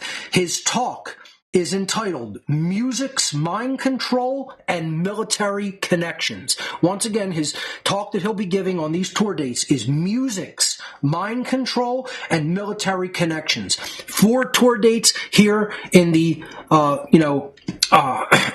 northeast section of the United States, okay, from April 3rd to April 10th, 2024. For more information, visit djmarkdevlin.com. Excellent. Looking forward to Mark's tour and his speaking material. The Don't Tread on Philly Second Wednesday Happy Hour is a social meetup for people concerned about the loss of human freedom. Takes place the second Wednesday of every month from 6 p.m. to 9 p.m. at the Dive Bar in South Philadelphia. This event is always free to attend. I co-host it. For more information, visit their website, don'ttreadonphilly.com, or their Facebook page, Don't Tread on Philly, where you can get the event calendar for the second Wednesday Happy Hour. Inquire and Inspire documentary movie night happens the third Thursday of every month from 6 p.m. to 9 p.m. This past Thursday, they showed the film Shadow Ring, which I am interviewed in. Great documentary. It was a really good night. It's always free to attend, third Thursday of every month at Arnold's Family Fun Center in Oaks, Pennsylvania. For more information, visit the website inquireandinspire.com. The What on Earth is Happening IPFS project still ongoing. For more information, visit whatonearthishappening.com/IPFS.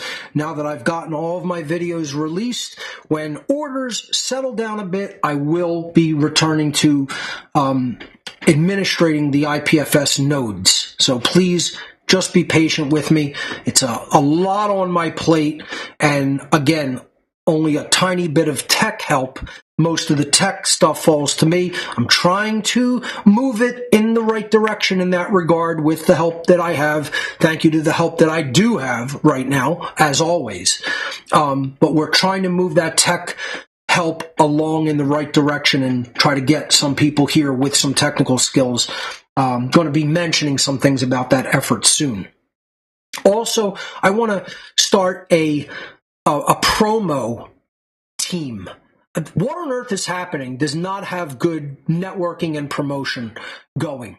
We need people who aren't doing their own content to act as a promotional team for What on Earth is Happening material. This is why I don't get on larger podcasts with a bigger viewing audience. It's not only because, one, most of the people who host those shows think they have the answer in hand when they do not. Let's face it, they don't have the answer. They never talk about morality. They never talk about consciousness. They talk about the 3D happenings in the world. And you think you're going to improve the world with that kind of an attack pattern? All you're going to do is you're going to keep analyzing the result and getting the same result. You're not going back to the projector and changing the film, and you're screaming at the fucking screen, thinking that the movie's going to change if I scream enough at the fucking screen. I'm screaming for, let's understand the causal factors, folks, and not just think of it as, oh, we got to change what's happening. You can't change what's happening until you change the mind. That's the problem, is people are still thinking the same way, thinking that they could change the external events. And they never get any more intelligent or any more moral than when they started. I know people in this whole so-called freedom movement, it's a joke. It should be called the joke of the effort to attempt to create human freedom. The big laughing fucking joke that is the effort to create freedom movement. That we have that. We got that. That exists. The big laughing fucking joke of an effort to create human freedom, we got that. That exists, and there's millions of people in it. There's millions in that movement. The genuine go down to the causal factor to truly, really understand what generates either human freedom or human enslavement.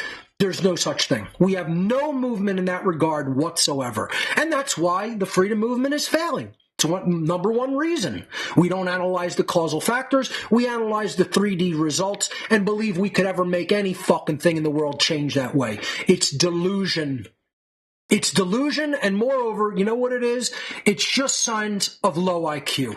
That's really what it is. It's signs that we got the expert on what this is, folks. Here he is. Say hi to Fred Sanford, because he's been telling people since the 1970s, you're just dumb, son. You're just dumb. You're just dumb, son. That's all it is. You're just dumb. And this is what we have. We have mental midgets in the freedom community.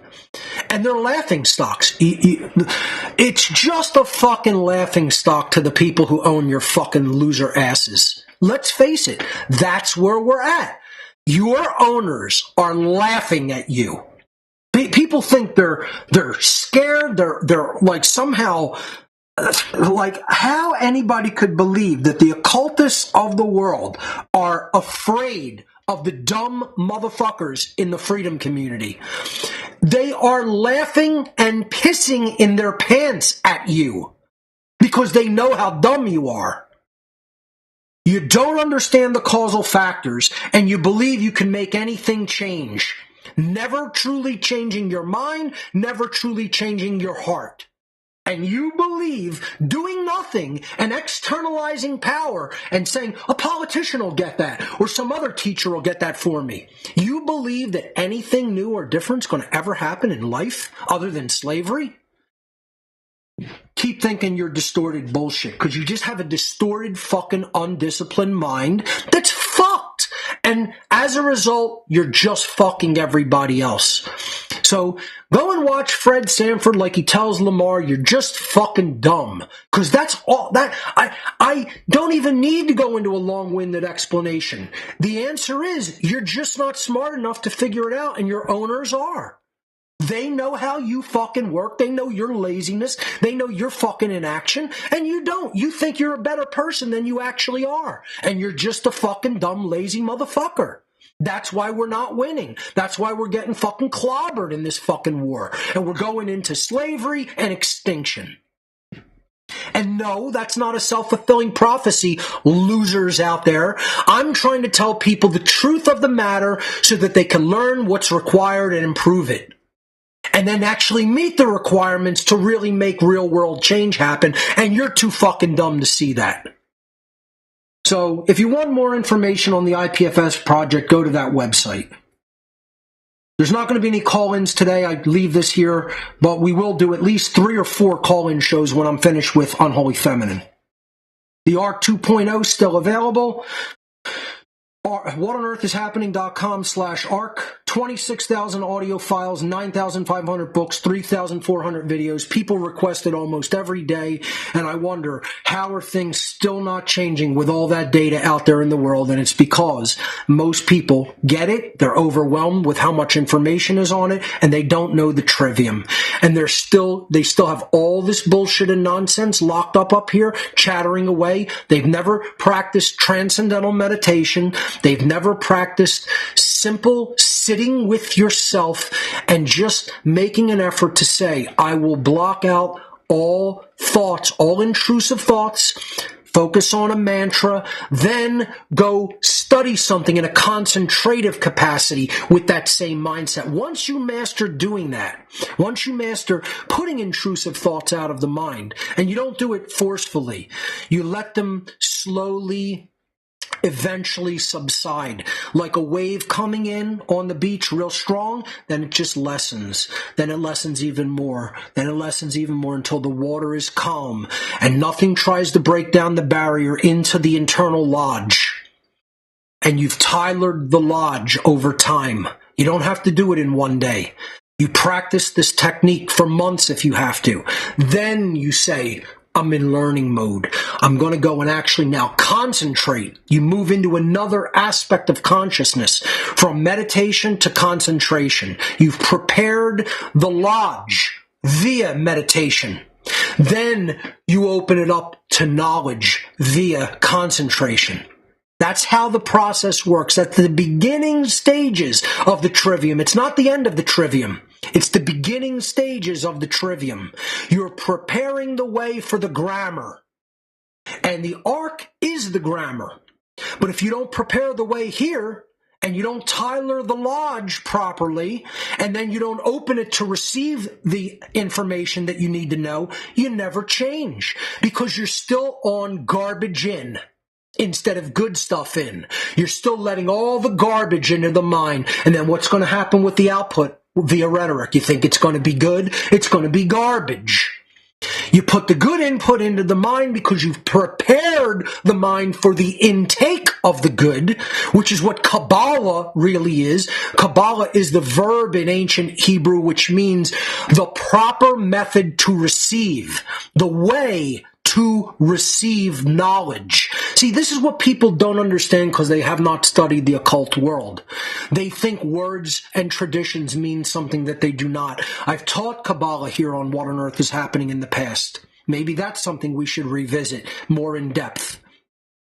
It actually means the proper method of reception, and ultimately the knowledge that is you are attempting to receive and integrate into your own personal makeup as a human being is the knowledge of the laws of the creator of the universe, natural law.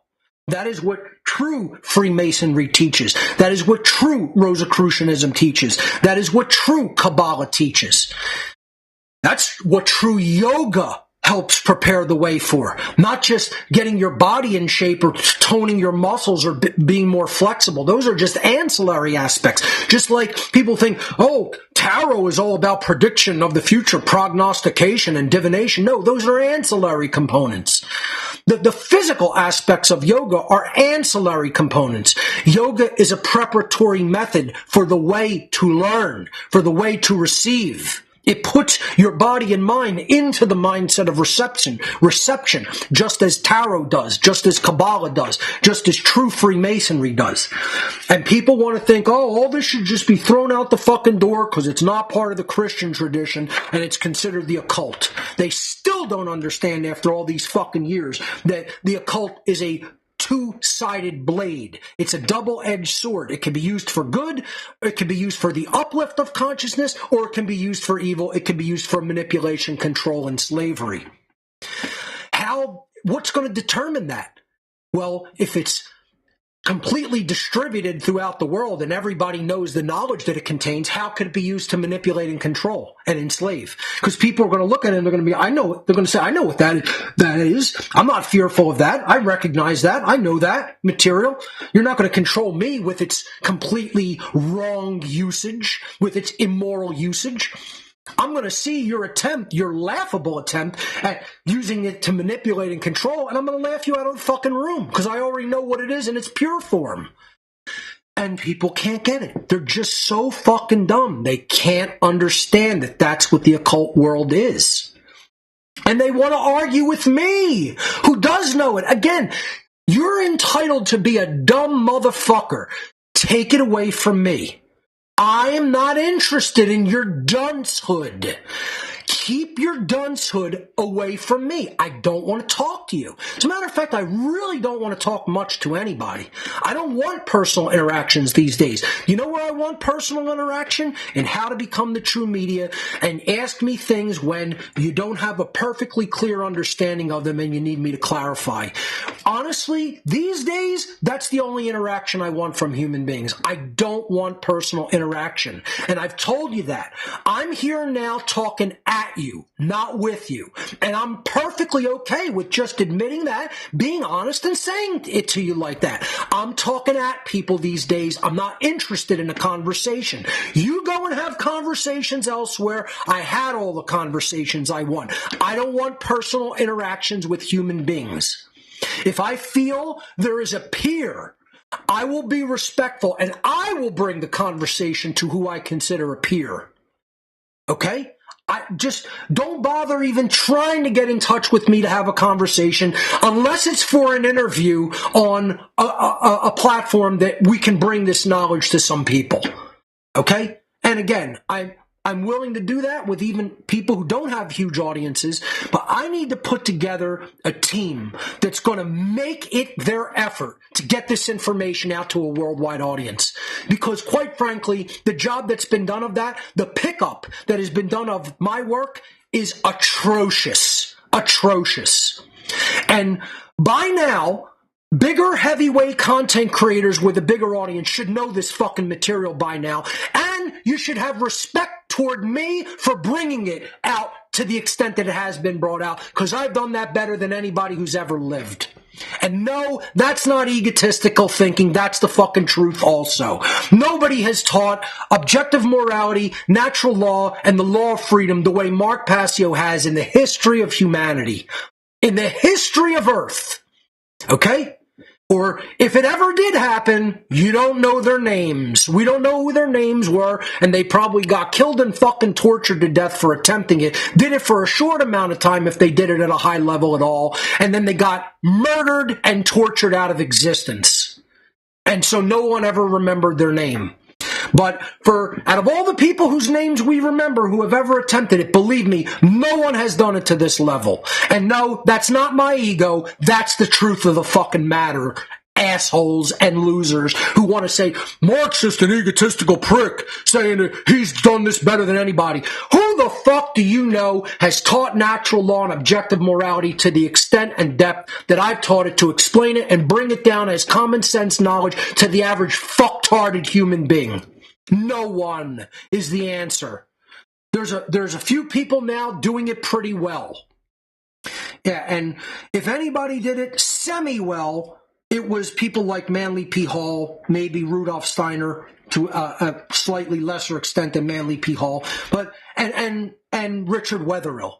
But I'm saying to bring it down to out of the academic level and bring it down to just the average person level, to try to teach the average fucking human being, this is what true right is. This is what a moral wrong is. Nobody ever put it in simple, easy to understand, common sense language to the extent that I have, and have tried to motivate and inspire other people to do. And that's not ego, that's the fact of the matter. If you want to receive hard copies of all the presentations that I've done or receive promotional items for a donation, visit gifts.whatonearthishappening.com. All of the 5 new presentations that I've released, including Government is Slavery, The Real 7 Deadly Sins, Technology's Critical Role in the War for Freedom, Two Masks, Same Face, The Dark Occult Origins of Nazism and Communism, and Why We're Losing, 7 Reasons the Freedom Movement is Failing. All 5 of those titles now up at gifts.whatonearthishappening.com on both flash drive and DVD. You could visit that URL. You can get flash drives, DVDs, the One Great Work Collection solid state drive, the Natural Law documentary, men and women's t-shirts, coasters, stickers, buttons, on and on. Okay, all of that is available for a donation at gifts.whatonearthishappening.com. If instead you prefer to make a straight donation to the What on Earth is Happening, One Great Work Network, and How to Become the True Media causes, you can visit whatonearthishappening.com/donate. Available donation methods are all the same methods that are available on donation gifts, What on Earth is Happening donation gifts area of my website, including Cash App, GPay, Wise, Zelle, 9 different cryptocurrencies, the check or money order, and what else? The technology donations list at Amazon, our Amazon wish list. There's nothing on there because thanks to generous donations by people, we have received all the tech items that we require here. So right now, there are no tech donations for the moment. When new needs come up, I will add it to that wish list for smaller items. But right now, we have everything we require. So thank you to everyone who has generously donated via these methods. That's all my housekeeping. Let's go back to the material. I'm sorry, before we do, I have to cover the season of sacrifice. Usually I do a larger presentation, mini presentation on this. I'm going to just stick with this for this year. We are now in the season of sacrifice, which is a 40-day period of our year in which the dark occultists spill blood onto the earth in some type of a blood ritual or false flag event. They are doing this more blatantly on 3/22 almost every year, March 22nd. Again, that's why I tried to put out all 5 of my videos on March 22nd as like sort of an energy surge of knowledge and information. I was 1 day late, and I didn't warn people about 3/22 last week. Almost every year before 3/22, I warn people about the date March 22nd. I didn't do it last week because I got kind of angry and I've calmed down for 3 weeks consecutively. 2 weeks ago, I was nuclear. Last week, I was atomic. Now, I might throw out a tactical nuke or 2, and that's about it. You know, maybe a little less than that. Maybe it's just some cluster bombing. But I'm trying to curb it. I'm trying to get to the teaching. What I hear people say via email, via social media, that's why I just wish people would just take my name out of your mouth. Just go do what you're going to do. Say what you're going to say. Take my name out of your fucking mouth. Don't even post about me or talk about my work. Talk about what's really going on in the world. Because if instead of talking about me and my anger, about other people's laziness and not helping with eliminating human slavery because they're not really good people and they want to remain a lazy bag of shit instead of actually doing the great work, instead of talking about my righteous anger regarding that, why don't you teach people about the season of sacrifice so they're not watching the fucking bullshit lying news broadcast? This is a terrorist attack, and ISIS is responsible, and this and that. And even if it is fucking so-called ISIS being responsible, they're a creation of the fucking dark occultists of our world to do shit like this and to fucking whip people up into a fucking fear frenzy so they can fucking shut their rights down. And you're not teaching people that, because if you were teaching people that, if I wasn't just one of the only people teaching people that, the world would be changing, and everybody'd be knowledgeable, and nobody'd be looking at the TV in a fucking bar and going, isn't that the most horrible thing you've ever seen? We need to take guns away from the whole world. Because that's what dumb motherfuckers believe. Because you're not teaching them. Then they remain dumb. And you think it's a job for 5 or 6 motherfucking people instead of everybody. And then you wonder why the world isn't changing, and you wonder why freedom's getting trampled faster and faster and faster. You are the problem, motherfucker. It's not me and my anger at your fucking imbecilic laziness. It's your imbecilic laziness. So if you learned about the season of sacrifice over the past fucking 15 years I've been explaining it, maybe you'd be communicating that knowledge out there, and it's not just me trying to teach people that this goes on every fucking year. On and on and on. Within the season of sacrifice, there's mass blood rituals and mass fucking killings.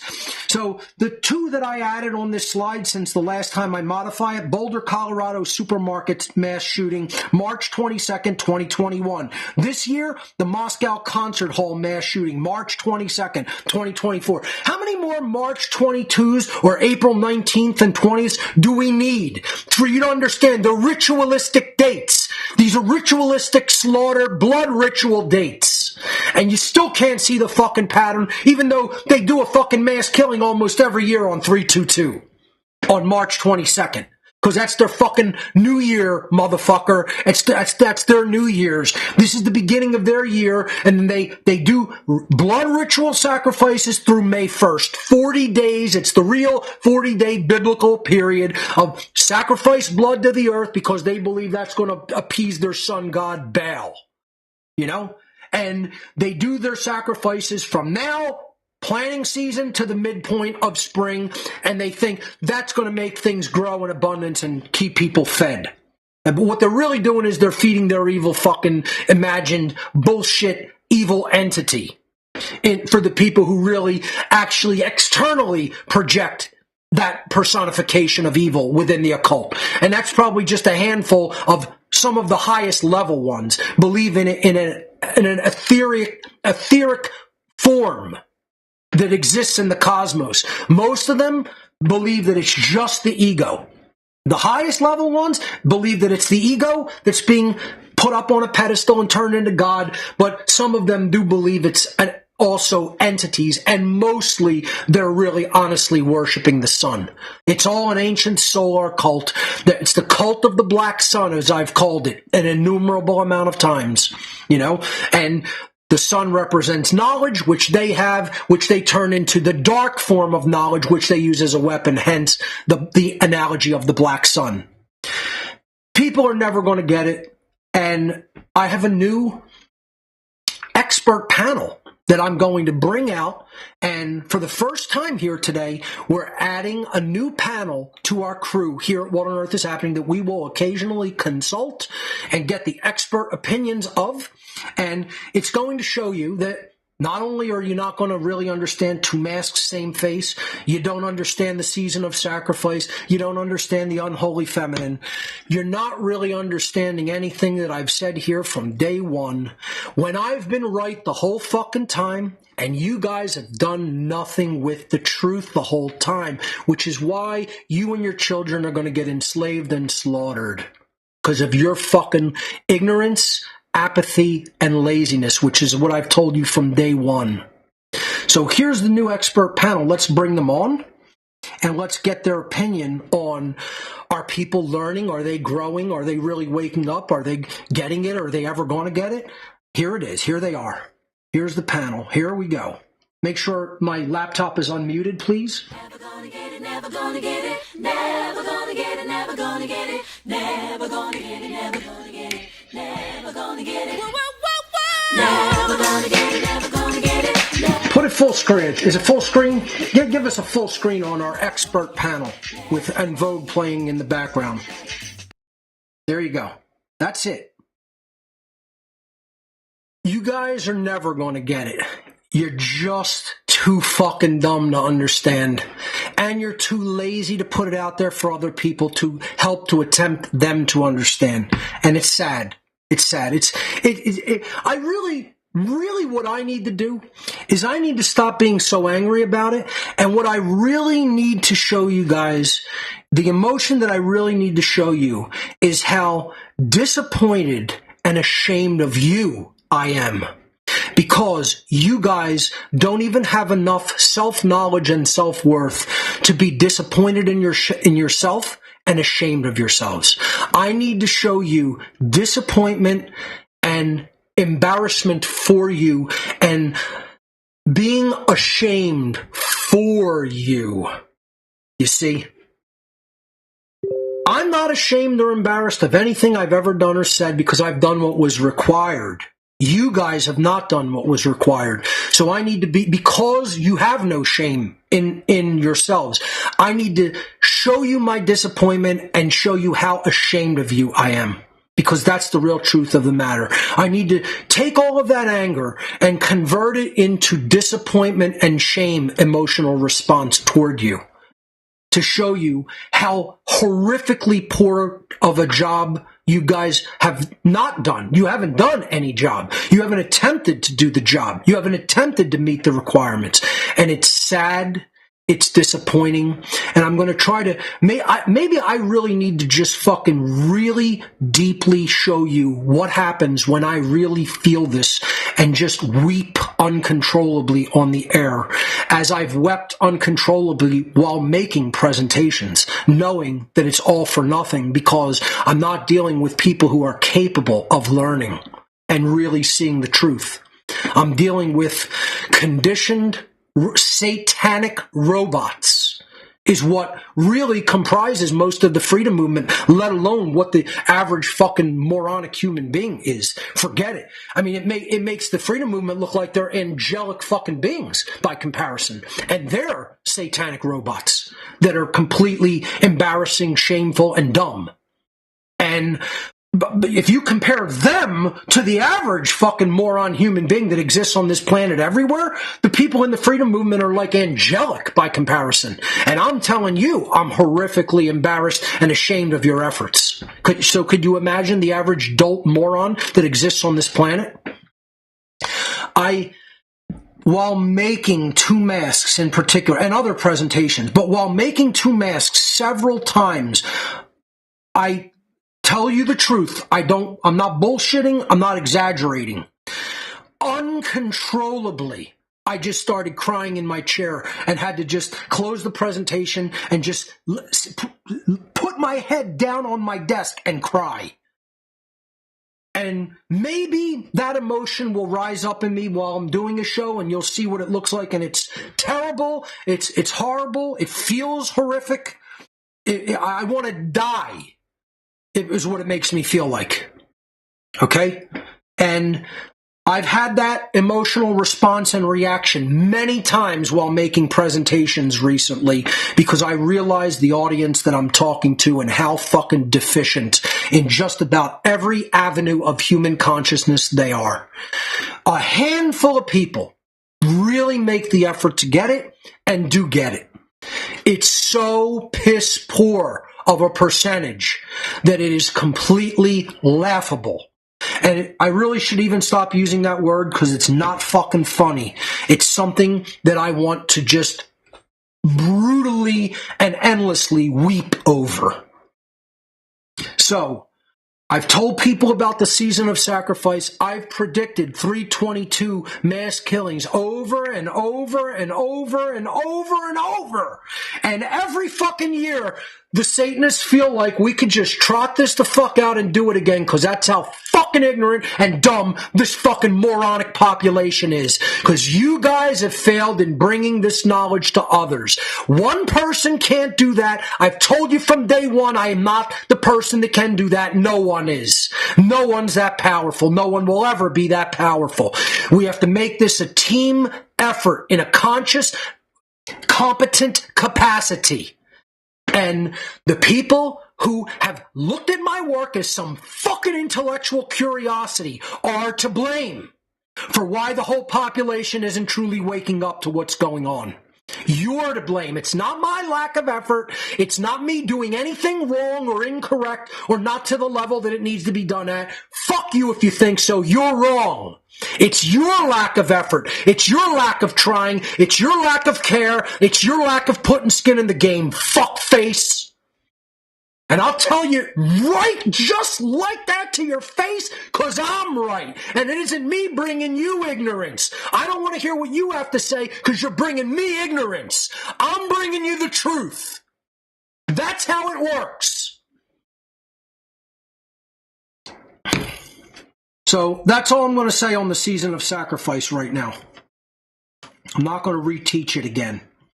So let's keep our panel experts up in case I need to go back to any of them, and I will. As a matter of fact, we might go right back to them, because let's jump back into the unholy feminine and continue going over what I was saying last week, which once again, the average dolt, which I don't even know why they tune into my show. You're clearly not getting anything from it. You clearly never listened. You didn't understand. You disagree with no actual research or presenting of your own material. And you just want to disagree based on your bullshit uninformed opinion. And then people want to hear things that I never said. That you cannot present me the video of me saying what you allege and claim that I'm saying. It doesn't exist because I never said it. When I'm talking about the hypersexualization of our society and quote-unquote slut-shaming being done by women who want to take a very, what's the word? I'll say religious for now, but there's another term that I really want, a very prudish slash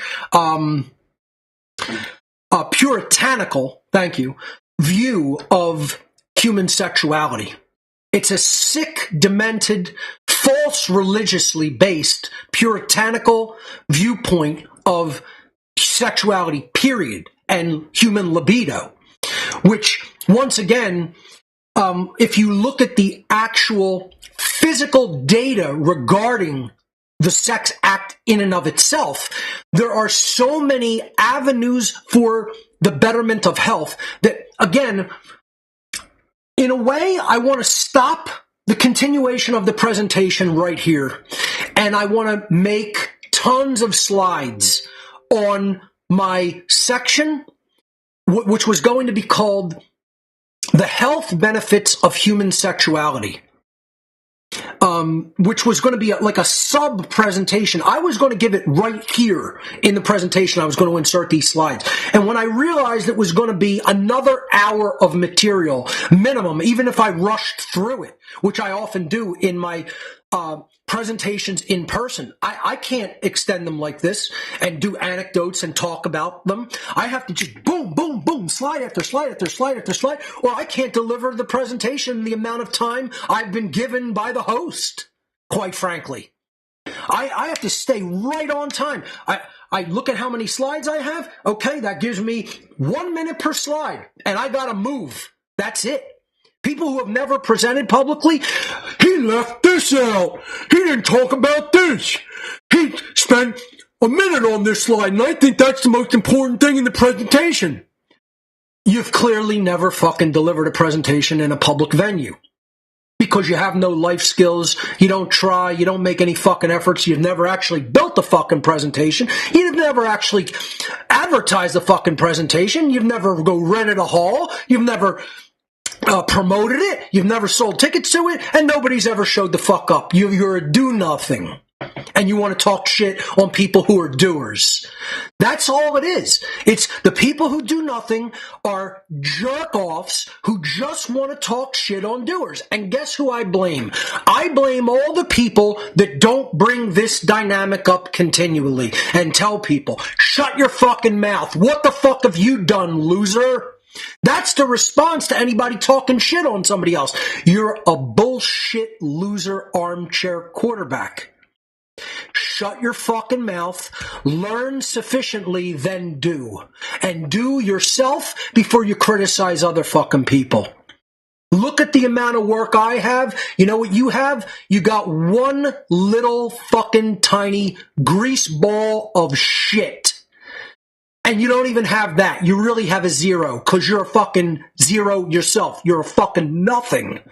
And that's why I don't mention people's names, because no one will ever remember your fucking name because you're a loser.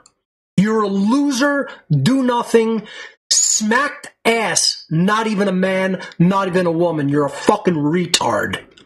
And you talking shit on people who are contributing to the war effort for human freedom should be exposed, and everybody should know this is exactly how you should not turn out as a human being. If your parents did any fucking decent job at all raising you as a human being, you should never turn out like that. That's the entire problem with the totality of this planet, is that's what we have.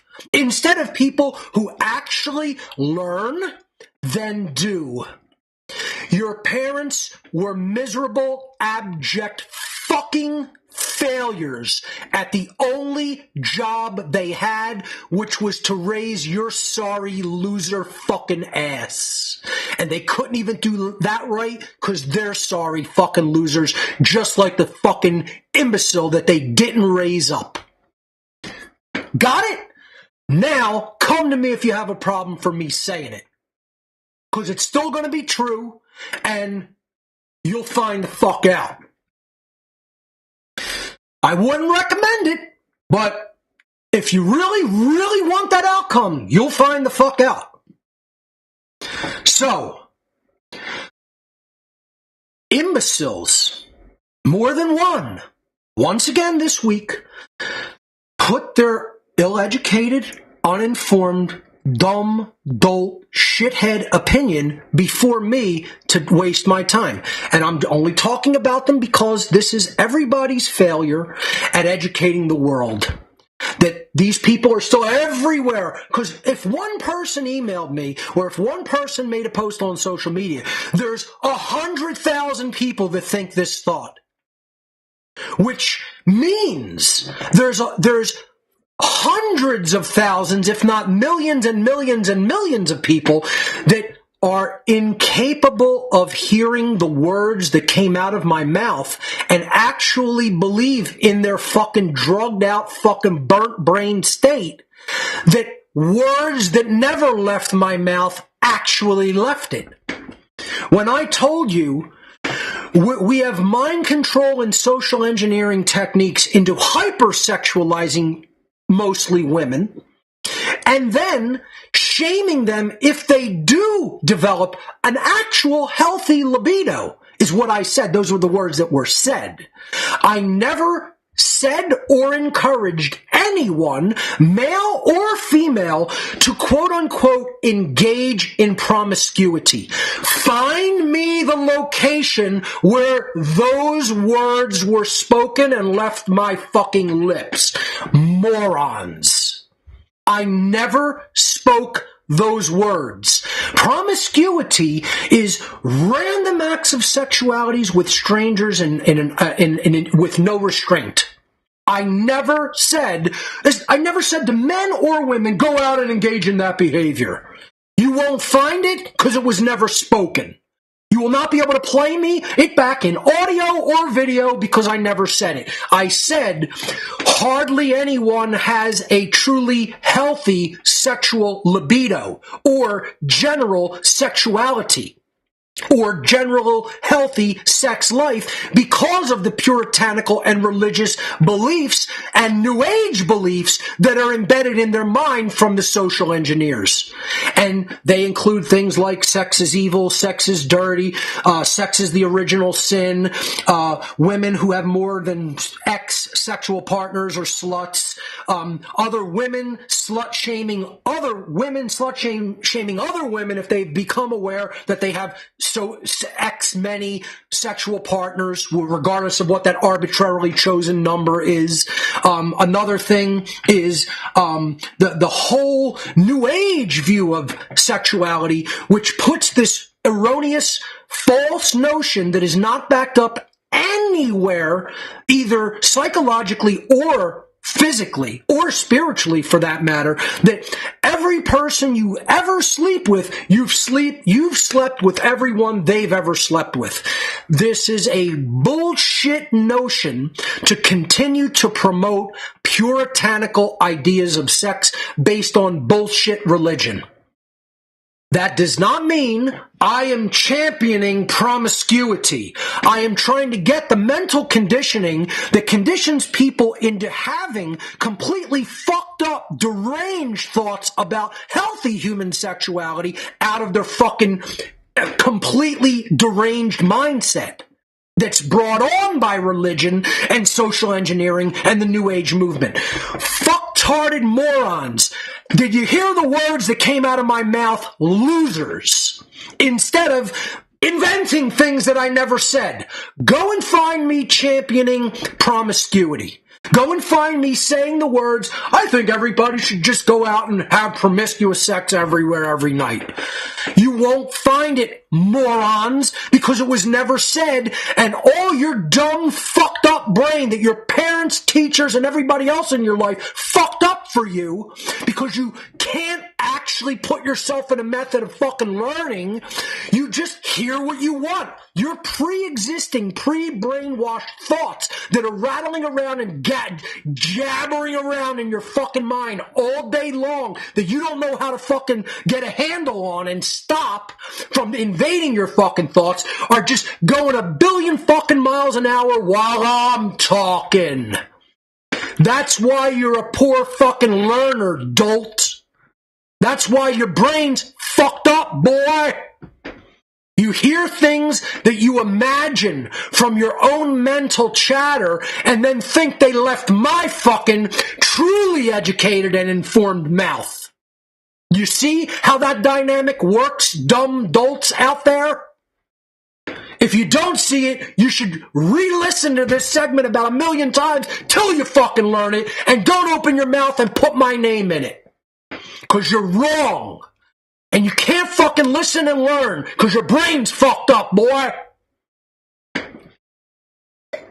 Your parents fucked you up, they fucked up, they shat you out, and then they fucked up the one job they had, which was to truly educate your dumb ass. And guess what? So did mine. And I did something about that situation. I didn't sit and cry in my fucking soup over it. I actually brought myself up and educated myself through hard work, effort, and endless fucking reading and study. Which you didn't do. It's evidence you didn't do it. Because I can present something where the concept you're accusing me of saying was never said. And you actually believe I said it. This is how fucking dumb you are. You're that dumb. And these are people who are coming to watch my material. Can you believe this? This is how dumb our community is. Do you think these people are worried about us? They're laughing their asses off that we can't even get on the same page about one fucking thing. Let alone all we need to get on the same page about to conquer tyranny.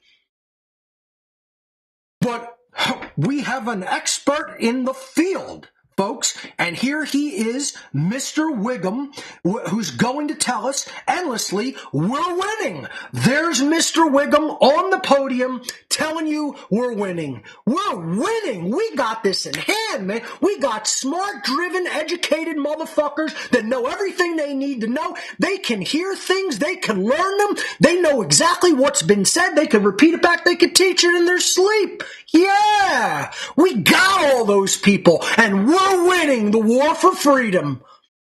Didn't you hear? You didn't get the fucking memo? Somebody's like in Office Space. Let's get like 8 guys and send you the same fucking email memo. You didn't get the memo that we're winning? Man, I'll tell you, you must be having a case of the Mondays. You're having a case of the Wiggums is what you're having.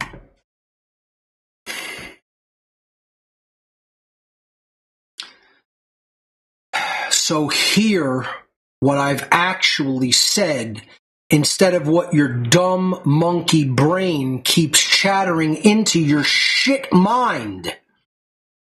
I didn't say engage in endless promiscuity. I said because of the social engineering and conditioning techniques and religious bullshit and new age bullshit, we have a society that is obsessed with the idea of sex and has no actual healthy sexuality and libido. And if you think that's not the case, you're an imbecile that sits in your house all day and doesn't actually engage in social settings and situations with real, alive human beings. If you can't grasp that that's the culture that we have, if you think that's not the culture that we have, there's nothing that can be done for you because you have no powers of observation. There's no level of proving it to you. You just believe what you want to believe. This isn't a matter of an ad hominem attack with no data. It's proof that you don't engage life and you live in a fucking place where you don't actually go out and engage human beings and you believe the world is some other way than it actually is. You're dreaming. You're in the state that the occult world calls the dreaming state, where you don't even know what's been done in society because you haven't engaged with it. It's called being a fucking child who never grew up and engaged the world. And so they don't know what's actually going on in it. This is most people, even in the freedom movement.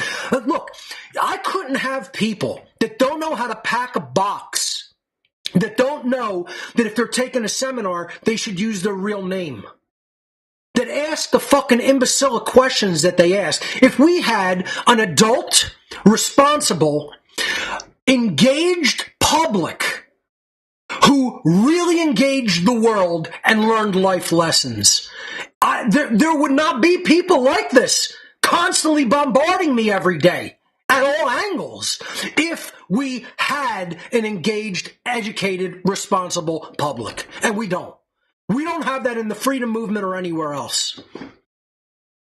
So, hear what I've said and not what your fucking imbecilic, chattering monkey mind wants to hear. Women are hypersexualized in our media, in advertising, in pornography, and yet they are actively discouraged from having healthy sex lives and libidos through neo-feminist technique known as slut shaming, through the New Age movement telling you everybody's a potential demon, and anybody who they've ever slept with, you're actually sleeping with that demon. I've actually heard this from fucking people in the New Age bullshit religion. And then the champion of all of it is sex is the original sin. No, fucking dumb fucking mud monkey creature. Sex is not the original sin. Moral relativism is the original sin. Get your biblical allegory straight if you're going to actually fucking open your fucking mouth and show your ignorance. The original sin is taking unto oneself the knowledge of the difference between good and evil instead of learning what the laws of the Creator actually are. That's called moral relativism. That's why we're in so much trouble. Okay? Like when the Jerky Boys blew off the cannon in their backyard. That's why we're in so much trouble, because people don't know the difference between the Sex Act and moral relativism. Imagine thinking the Sex Act is the original sin instead of, something that brought every form of evil into the earth and put it all in one big shit ball and let it roll downhill until it picked up endless steam and crushed everybody, called moral relativism. You think sex is the original sin because your bullshit religion told you so, and you can't even grasp that it's an allegory for moral relativism because you're so fucking dumb. This is what I'm trying to explain is entrenched in the fucking minds of almost everybody in our culture when it comes to human sexuality, you dumb dolt.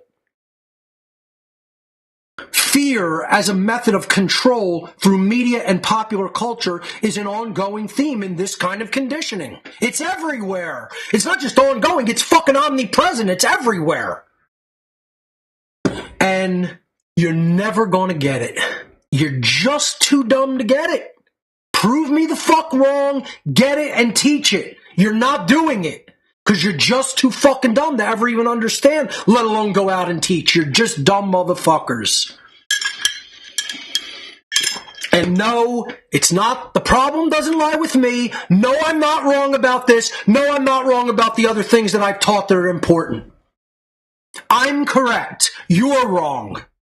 I'm not incorrect about this material. You are. An anonymous forum post that I gathered, and can I tell you something, folks?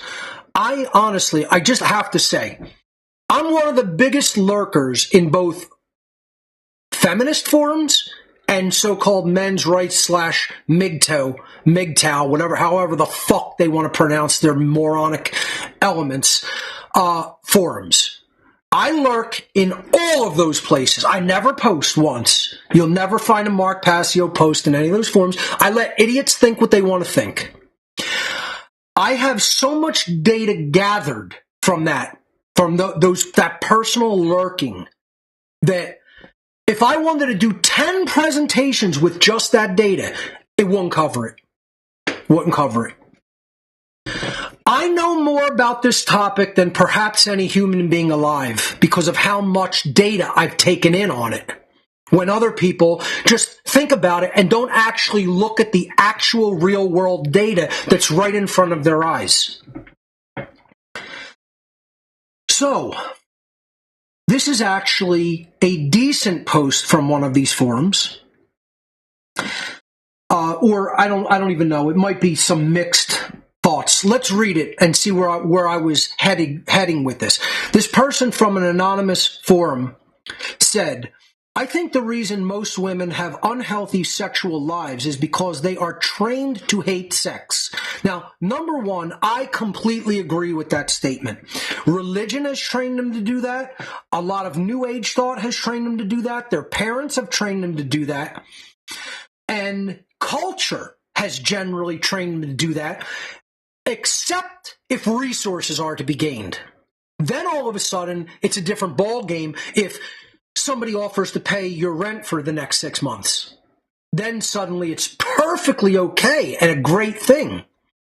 But the real genuine connection, which again, I'm arguing in favor of, not against, okay? They have been conditioned not even to explore sexuality, the sex act, libido, connection with others. All it's about is a monetary transaction. Then it's fine. For every other reason, it's the devil. So I totally agree with that. Let's continue with what he's saying. When I was in school, our sex education classes actually taught us that sex was risky, and it could be, depending on diseases that are carried that are sexually transmitted. That quote-unquote good girls withhold and avoid sex at all costs. Okay, he's explaining why, right? So not to say that there's no such thing as a sexually transmitted disease. It's certainly not as abundant and fear-inspiring as they want you to believe that it is. I'm not promoting promiscuity and to go out and have sex till you have a disease that you don't want. I never said it. I'm never going to say that. I'm talking about why people are so fearful of human sexuality, like they're fearful of death. We don't talk about the healthy dynamics of dealing with these things psychologically. Parents don't want to talk to their children. People don't want to talk to each other. Nobody wants to bring up fucking death, you know? Preparing for it, psychologically preparing for it, etc. By my own admission, I'm not very good with dealing with the sick.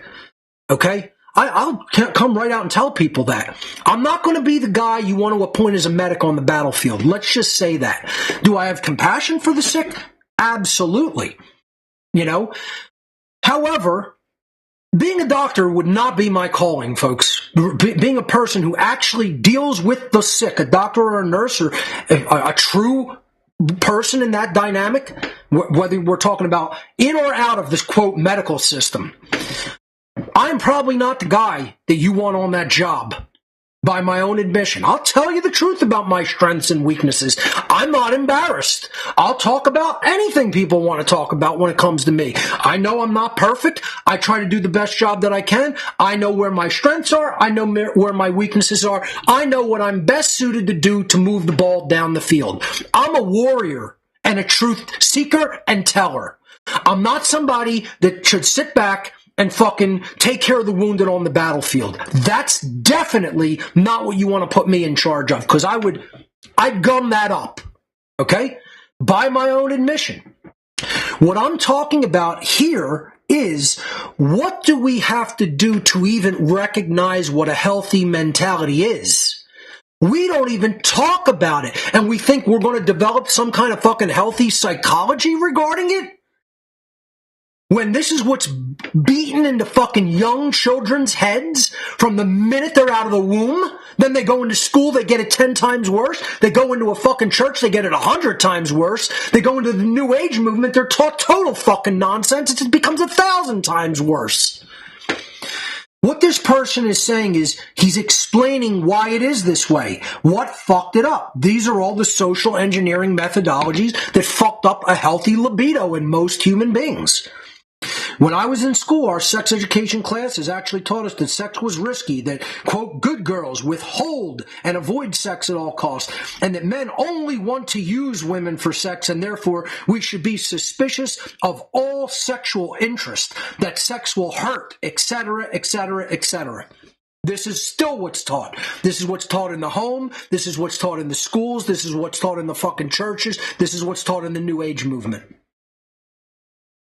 Not all of them, but to a large extent, this is still true. This is why people have a completely deranged mentality when it comes to human sexuality and libido. And guess what? It's mostly guys. It's even more embedded in the man's mind than it is the woman. I'm telling you, most guys are 100% obsessed. Freudian slip there. 100% obsessed with how many past partners women have had sexually. As if that's going to somehow, completely override the dynamic of, do they know the difference between right and wrong? How are they engaged? What are they doing? What's their drive to educate their fellow men and women? No. How many people did you ever have sex with? Oh, more than 5? I'm out. I actually hear this. This is all over men's forums because this is all religious bullshit. Once again, if you translate that to me saying women should go out and randomly have sex with random strangers indiscriminately, you're a moron. You haven't actually heard the words I'm saying. I'm trying to explain to you the techniques of social engineering that are used to distort healthy sexual attitude and libido in women that are used against them, that most men want to champion instead of fucking realizing this is a satanic fucking technique to distort thinking and to distort health. And you don't get it. Because you're fucking dumber than the people who are being conditioned. This is who I've gotten this blowback from men. More. I actually have him on video. Here he is on video. trying to say that women should just have 1,000 sexual partners before the age of 21. And my religious text told me that that's the devil. And you're just championing women's promiscuity and trying to say they should become prostitutes and whores. This is the fucking level of morality that I get thrust in my face every week after doing a show. This is it. You imagine you don't see any of that lazy fucks out in fucking internet land watching this as an intellectual curiosity instead of helping me deprogram motherfuckers. And you're seeing that like this isn't supposed to be funny. It's supposed to be how much of a joke humans are. You're a fucking bag of shit joke that can't even hear what's being said because your mind's so fucked up and distorted because of all the people you hung around and listened to in your miserable fucking shit existence. And this is a cry for help on my fucking part to get up off your lazy fucking asses and get people to fucking rearrange their fucking thought process so they can actually hear what's being said. And you guys aren't doing it and you're not fucking helping because you're just fucking lazy and you want your life to do what you fucking enjoy instead of taking part in this effort. That's why you're gonna fail and your children are gonna get fucking eaten. And that's what they'll deserve, and that's what you'll deserve, and I hope you watch them get eaten. That's what I fucking hope. That's my wish for anybody not helping. You should watch your children get fucking eaten alive.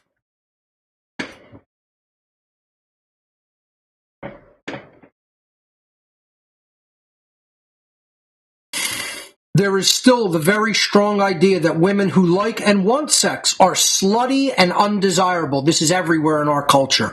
Everywhere in our culture. And then there are the women who learn to hate sex so much that they actually never experience orgasm. Meaning that even when they do have sex, they do not enjoy it, and so they eventually avoid it altogether. Absolutely. And let me tell you something. This is such a significant portion of women in our entire civilization. It's so much more than you think or believe that it is the real number is approximately just slightly less than 50%. Slightly less than 1 in 2 women cannot even enjoy the sex act to the point where they actually achieve orgasm. That is tragedy. That's what religion does. That's what the New Age movement does. That's what social engineering does. That's what other women who slut shame women do. And you think that's healthy sex? Then you want to wonder why your health is ruined. You want to wonder why your health is ruined? If I show you the list of fucking responses in the body that get improved and become healthier with a healthy sex life, you would not even believe how much damage is caused by people going asexual. This is a health crisis. This is a gigantic part of a health crisis. And then you'll hear people say, Mark wants the population to explode. Who said have unprotected sex? Who said have indiscriminate sex and just make children rampantly everywhere and let's explode the population of fucking dumb people? You think I'm going to champion that? If you don't understand that in the modern day there's a million fucking methods of preventing a child from being born, not going out and having an abortion, because if you're not responsible enough to take measures not to have a fucking child, why are you having sex? This is what people do. They'll have sex unprotected, then go get an abortion. And I'm not championing that either. I think abortion is immoral and morally wrong. People don't hear. I hear other people, Mark, you said consensual sex between partners is okay. What about children? Do you think I'm teaching fucking morality? Do you think because I left the word, it's gotta be between 2 consenting adults, that I may have not mentioned that one time out of 1,000, that I think, go ahead and have sex with children. Are you fucking retarded? You're fucking retarded. Nobody smacked you in the fucking mouth and told you were retarded enough times. That's the problem. That's the problem. People not doing that to the retarded. And I'm not talking about the really retarded. I'm talking about people who are so fucking dumb they act like they're fucking retarded. Of course, sexuality and the sex act has to be between fucking consenting adults. And don't bring children into it. That's why I'm fine with people being gay. I'm fine with people being lesbian. I'm fine with people being transsexual. I don't care about what your sexual orientation or preferences are. Do it between two consenting adults. Don't rape. Don't involve children. It's not that fucking hard. Fucking people that want to fucking rape. How is that attractive? Somebody not wanting you to be with them and you want to fucking rape them. And then people would say that person doesn't deserve to get put in the fucking ground. How hard is it to just leave fucking children out of fucking sexual activity? And then people want to say pedophiles don't belong in the fucking ground. Please. Like I've said a million times, when people get rapey, the people who they rape should get shooty, or who they attempt to rape. When they involve children with it, and they want to be pedos, then other people should get shooty and put them in the fucking ground. It's not that difficult. These are not sexual orientations, they're crimes.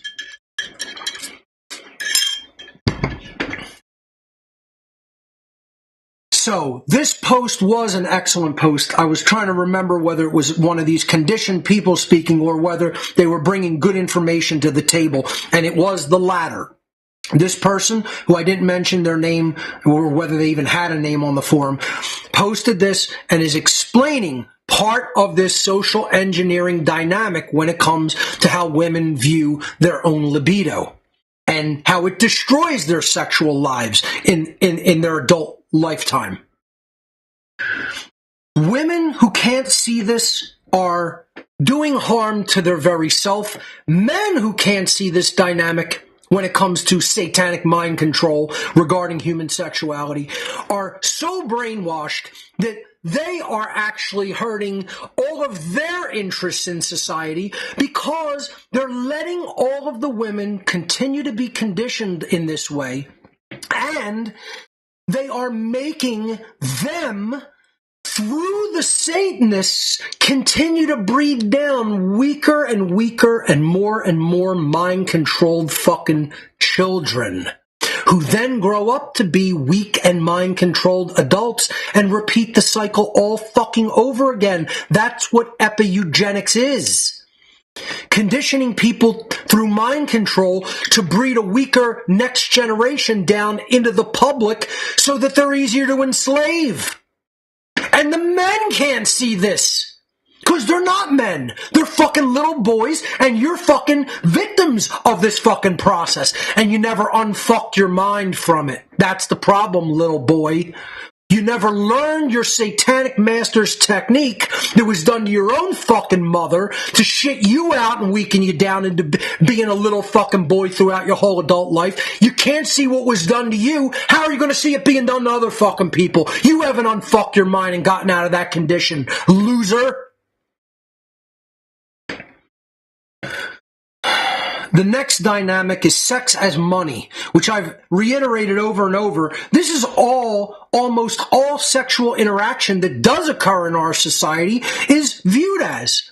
It's just a monetary exchange. They've weakened and dumbed down the actual act of nature in its natural element to this is going to be an interaction for fucking fiat bullshit shit money. That isn't even fucking real. It's not even going to be for any actual, real, inherent, intrinsic value. No. It's just going to be for fucking toilet paper fiat dollars. And this is almost all sexuality in modern day satanic fucking culture has been boiled down to be. And And whether men think that that's fine and okay, or women think it's fine and okay, and guess what? I'm going to say things that you are going to think are completely contradictory to this. I'm going to say things that you will hear and you will not understand because you're too dumb. You don't because you're never thinking about it from the satanic social engineer's perspective. You don't understand why they want it like this, and then you don't understand why they make other things illegal. Because you can't see it from the chess master's perspective because you're not as smart as they are. You're so dumb, you can't see what they're doing to you. I'm smarter than you. I'm smarter than almost all of you put together. That's why I'm able to see these things and then bring them down to fucking people and explain to you what people who are at my level are doing. I looked at an IQ chart and was explaining it to friends the other day. How many people have my IQ in the world? There is it's so small of a percentage of people that I am in the 99.97 percentile of human beings. 99.97. That means 0.03 or less have an intellect as sharply developed as mine. And I realize intellect is not the only measure of intelligence. And again, people will say that. Mark's trying to say IQ is the measure of intelligence. No, I specifically told you it's the measure of intellect, of being able to see from a pattern-based perspective. Intelligence then involves heart-based intelligence and creativity. It's not just pure intellect. My intellect is 99.97%. I'm in the 99.97 percentile above all other human beings. Imagine where my right brain heart-based intelligence is at if I've recognized all these things and decided to do this, make this a selfless act of my life to teach people who I don't even believe can ever get it. Where do you think my heart-based intelligence is at? I'll tell you where it's at. It's 100 percentile. It's 99.9999999% above all the rest of humanity. And no, once again, that's not ego speaking. That's the truth of the fucking matter, or somebody else would be doing this and explaining it and not me. And you're too dumb to see it. That's the problem. That's why the gloves are off. I'm not slapping you around with a glove. Now, it went from hitting you with fucking fists. Now, we put brass knuckles on the fists. Now, we took those off. We put an iron fucking gauntlet on and closed the fist. And we're hitting you with fucking left hooks. Now, I'm putting razor blades on the fucking gauntlet. And now that's coming at you. I'm done being nice about this. I've been right since day one. I didn't have to do any of this ever. I should have listened to the Satanists, shut my fucking mouth, and helped them exterminate your fucking loser, sorry fucking asses. Instead, I defected to your team to hand you all the information you need to beat these fucking people and be free, and you smacked it out of my fucking hand!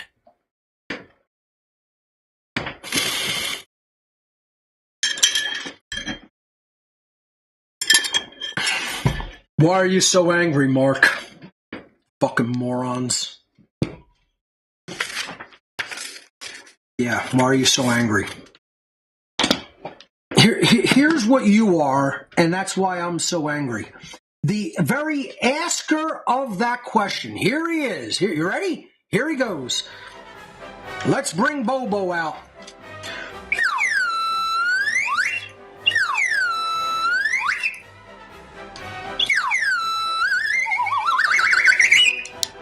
There you go. There's your theme music.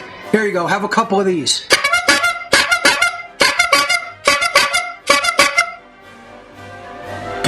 Yeah. There you go.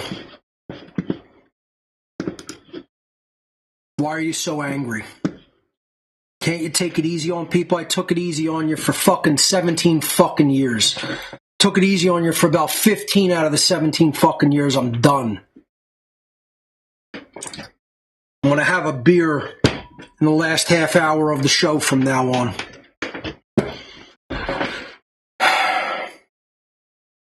To the manipulated, socially engineered woman, sex has largely become a form of commerce, a business transaction only. The desire for money has become completely tied up and twisted into the motivation for any type of sexual relationship. The mindset of this conditioned woman goes something like this. If I have sex with this man, what resources can I continue to get from him long term? Men chase so hard after money for this very reason. That's why most of them do immoral fucking jobs. Don't you see the connection between the woman's desire for resources and the man's desire to continue to do immoral fucking jobs for a paycheck like the fucking rat fucking immoral order follower that he is? Yo, you don't get it. Too fucking dumb to understand. That's the problem. Men chase so hard after money for this very reason, to attract women who want money. Both genders still continue to prop up money as the most powerful religious belief system on this fucking shitball of a planet. And you can't get idiots to see it. It's just nature, Mark. That's just the traditional rules. The woman wants to be safe and have the resources at her disposal that she'll need to raise a child, while the man's the provider. Provider of what? A fucking piece of toilet paper that ain't gonna fucking save your ass in any fucking situation unless you actually have real world fucking survival skills? You think these fucking jerk-offs have any survival skills? What's the woman gonna do when she gets a guy with a lot of money who can't fucking keep her safe when somebody's shooting at them? Who can't fucking keep her safe when they don't even have any ammunition and somebody's coming with a fucking machete to cut your fucking head off? Yeah. It's a lot of intrinsic value in that toilet paper. Good luck with that shit. Like I say, they're dodos. Dodos. It's the perfect term. Dead on day one in a collapse. You're going to be a dodo because you're going to go extinct just like the fucking dodos, and you're going to be dead on day one. You're going to be a dodo. Because you're going to be with some clown whose theme music I just played for you that ain't going to be able to keep you alive for 30 fucking seconds. Good luck with that. You'll figure out what all that money will get you then. You'll figure it out like that in an instant. A great deal of socially engineered women have come to generally accept that sex, from a man's point of view, is just the same whether it is part of an intimate relationship or he is paying a call girl or prostitute for it. Believing that since the biological act is the same, that they carry an equal value in a man's mind. That's a very complex dynamic for people to understand because they've never even considered it. People don't, and here's what I'm going to say that is going to seem contradictory. The main reason certainly in Western culture, but pretty much all over the world, that this attitude regarding sex as money continues is for one reason and one reason only. And I'm going to hit you with a nuclear bomb in the last 15 minutes of this show. So get ready, because most people do not understand this concept. And they're going to fight and argue and fight and argue, and you're never just going to be able to see it from a common sense perspective of how the satanic state does what they do to put people into a frenzy of fucking competition and fighting and fucking fighting each other and bringing each other the fuck down and making each other fucking dumber, making each other more unhealthy, and never, ever, ever once going after them or realizing even what they're doing psychologically to people, because you're just too fucking dumb to get it. What makes this go away entirely is the legalization of prostitution. Because then sex as money in a true dynamic interpersonal relationship goes away. Because if a man can go and safely have sex with a prostitute for his resources, how is a woman coming in and conditioning a man to do what she wants him to do or be like how she wants him to be and say, give me your resources? The guy would laugh at that situation. And sex for his resources that has nothing to do with an interpersonal relationship would be readily and abundantly available. most women's poor behavior toward men would go away instantaneously, and they would have to actually bring something inherently valuable to the table in an actual relationship.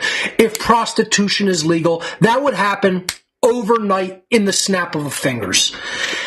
I'm correct about that dynamic, and if you see it any other way, you're satanically conditioned. You don't even understand what has been done through the illegalization of prostitution. You don't even understand that has damaged the social relationship and familial relationship between people, because all most women are doing in society through their sexuality is actually playing the role of the prostitute in a false just for sex relationship, as long as they get the resources that they're craving, instead of actually bringing true, inherent, and dynamic interpersonal skills and interpersonal characteristics to bear in a true relationship dynamic. By illegalizing and making it a black market thing, what they have done is actually made more women in society act like a prostitute, rather than have an actual institution of prostitution that men could go at any time with money, safely have sex for money, and not make that a crime, where there would be far less sexual frustration, there would be far more real, genuine interpersonal dynamics. Hardly any woman would be able to go up to a man and say, well, you do what I want and you'll get some sex. They wouldn't be able to condition them like that. They'd be laughed out of the room. No one sees it like that. And do you know who mostly doesn't see it like that? Dumb men. Very, very, very stupid men with prudish and puritanical religious beliefs rattling around in their fucking mind-controlled cage of a mind that think, you're championing something. Let's get the religious believer up on the screen. Here he is. Here's the team of religious people. Here they go. I'm not going to play the music, but there's the team of guys that I'm talking at and telling you how fucking dumb and retarded you are. March championing for something immoral. My religious text told me that prostitution is an immoral act, and that can't happen in our society because it's bad. My pastor told me so. Who did fucking Jesus hang out with? Moron. Who did Jesus befriend and hang out with? Imbecile. Religious churchianity fucking... You are a priest's fart breather. You got your head jammed up you got your mouth jammed in a priest's asshole, and you're just breathing in the farts that he's fucking blowing in your face. You fucking religious losers. Fuck you. Fuck your bullshit religion. Fuck the Pope. I'll knock the fucking Pope out unconscious in the cage fight, which he never answered my challenge. You get knocked the fuck out, boy.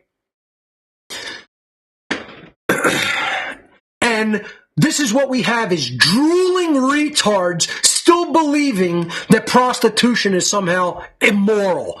No, rape is immoral. No, pedophilia is immoral. Prostitution is not immoral. It's a willing, consensual choice of an exchange of sex for money, which is where it belongs. It belongs in that institution. It belongs in that job. It doesn't belong in regular society where people are trying to interact naturally with each other, moron. There is a difference between a man wanting sex and a man wanting a relationship. And nobody wants to talk about that. They want to intertwine it and completely knot it the fuck up and then make it all about what resources can this person provide for me because I have no intrinsic fucking skills or value. How many women would stop treating a man like a fucking ATM if prostitution were legal? It would go away in 10 seconds. The attitude of seeing sex as money would go away if prostitution were legalized. Morons. And you guys can't see it like that because you're puritanical fucking losing scumbag, demented, defective fucking mental apes. That's what you guys are in the freedom movement. You're morons. Everywhere you're morons. In the freedom movement, this gets the most flack. I'm telling you right now, any flack that I get on this, on social media, on email, you're banned, you're blocked. I don't want to hear it. I'm not interested in your bullshit, uninformed opinion when I just laid out the exact social engineering that goes to women and all throughout fucking society, treating your dumb monkey ass as an ATM. You're not even on your own team, you fucking prick. You can't see how the social engineers set it up to be that way and pushed women into acting like fucking prostitutes. Let prostitutes be prostitutes. Let women be women. You can't even see that. You're so fucking dumb. How could you say something like legalizing prostitution, Mark? My Bible tells me that that's wrong, even though the person who I think is God, the Son of God in the Bible, hung out with prostitutes! You're a fucking mouth-breathing, drooling fucking loser retard. And your religion is even more retarded than that. And nobody will tell you just like that. Fuck you and your religion, you moron. You ain't even on your own fucking side. That's how dumb you are. You're so retarded. The Satanists inverted everything in society. They'll remove being able to just say, I want the sex act for an exchange of money, and they've got all the women playing the role of a fucking prostitute on your fucking sorry ass. That's what I said last week. Could you imagine me being fucking psychologically manipulated by a woman trying to play me for resources? You would get laughed so hard out of the room that you might get physically hurt from the laughter. I would laugh at you so hard, you might fall over and get hurt. I'd have to watch at how hard I'd laugh at you. I'd be laughing so hard, I'd be choking far worse than I am right now because a little bit of my energy drink went down the wrong fucking pipe. Wash that down with a sip of beer, take care of it. This is how dumb all you fucking moronic men are. That you've totally fucking, for your puritanical bullshit religious reasons, you've totally bought into the fucking social engineering of the neo-feminist fucking epi-eugenics agenda. And now they got fucking women who are actually prostitutes all over fucking society. And then playing the role of the prostitute to get in a legitimate relationship. Could you imagine that? And you guys are so fucking pussy fucking chasing that you're willing to fall for it and let the relationship be that. That's how dumb you are. You fucking dumb mud apes. You're dumb mud creatures. You're not even a human being. You're so stupid. And then I know jerk-offs are going to want to tell me I'm wrong about this dynamic. You're a fucking moron. You can't see your fucking satanic overlord's chess move because you haven't shown up at the checkerboard because you're a little shit baby in fucking diapers that doesn't understand what's being done in your fucking whole culture. You moron. We could never legalize prostitution. We could never legalize substances. There are masters that get to tell us what we do with our body. fucking morons. I'm trying to delineate between the sexual dynamic in a genuine relationship, which matters, versus the sexual dynamic in an exchange that doesn't matter. It's fulfilling a biological need, and there isn't emotional attachment involved in that. Versus in a real, genuine, familial dynamic, it should matter. And guess what? Our society is so fucking unhealthy and twisted up with all kind of fucking nonsensical beliefs growing out of bullshit religion, bullshit statism, bullshit new ageism, that there is no healthy aspect, there's no healthy libido and dynamic in any of these kinds of relationships, whether it's for fucking money, whether it's just an exchange, whether it's fucking in a real relationship or not. You don't know what health is. You don't know what fucking something being in its proper natural aspect is. That's how fucking dumb you people are.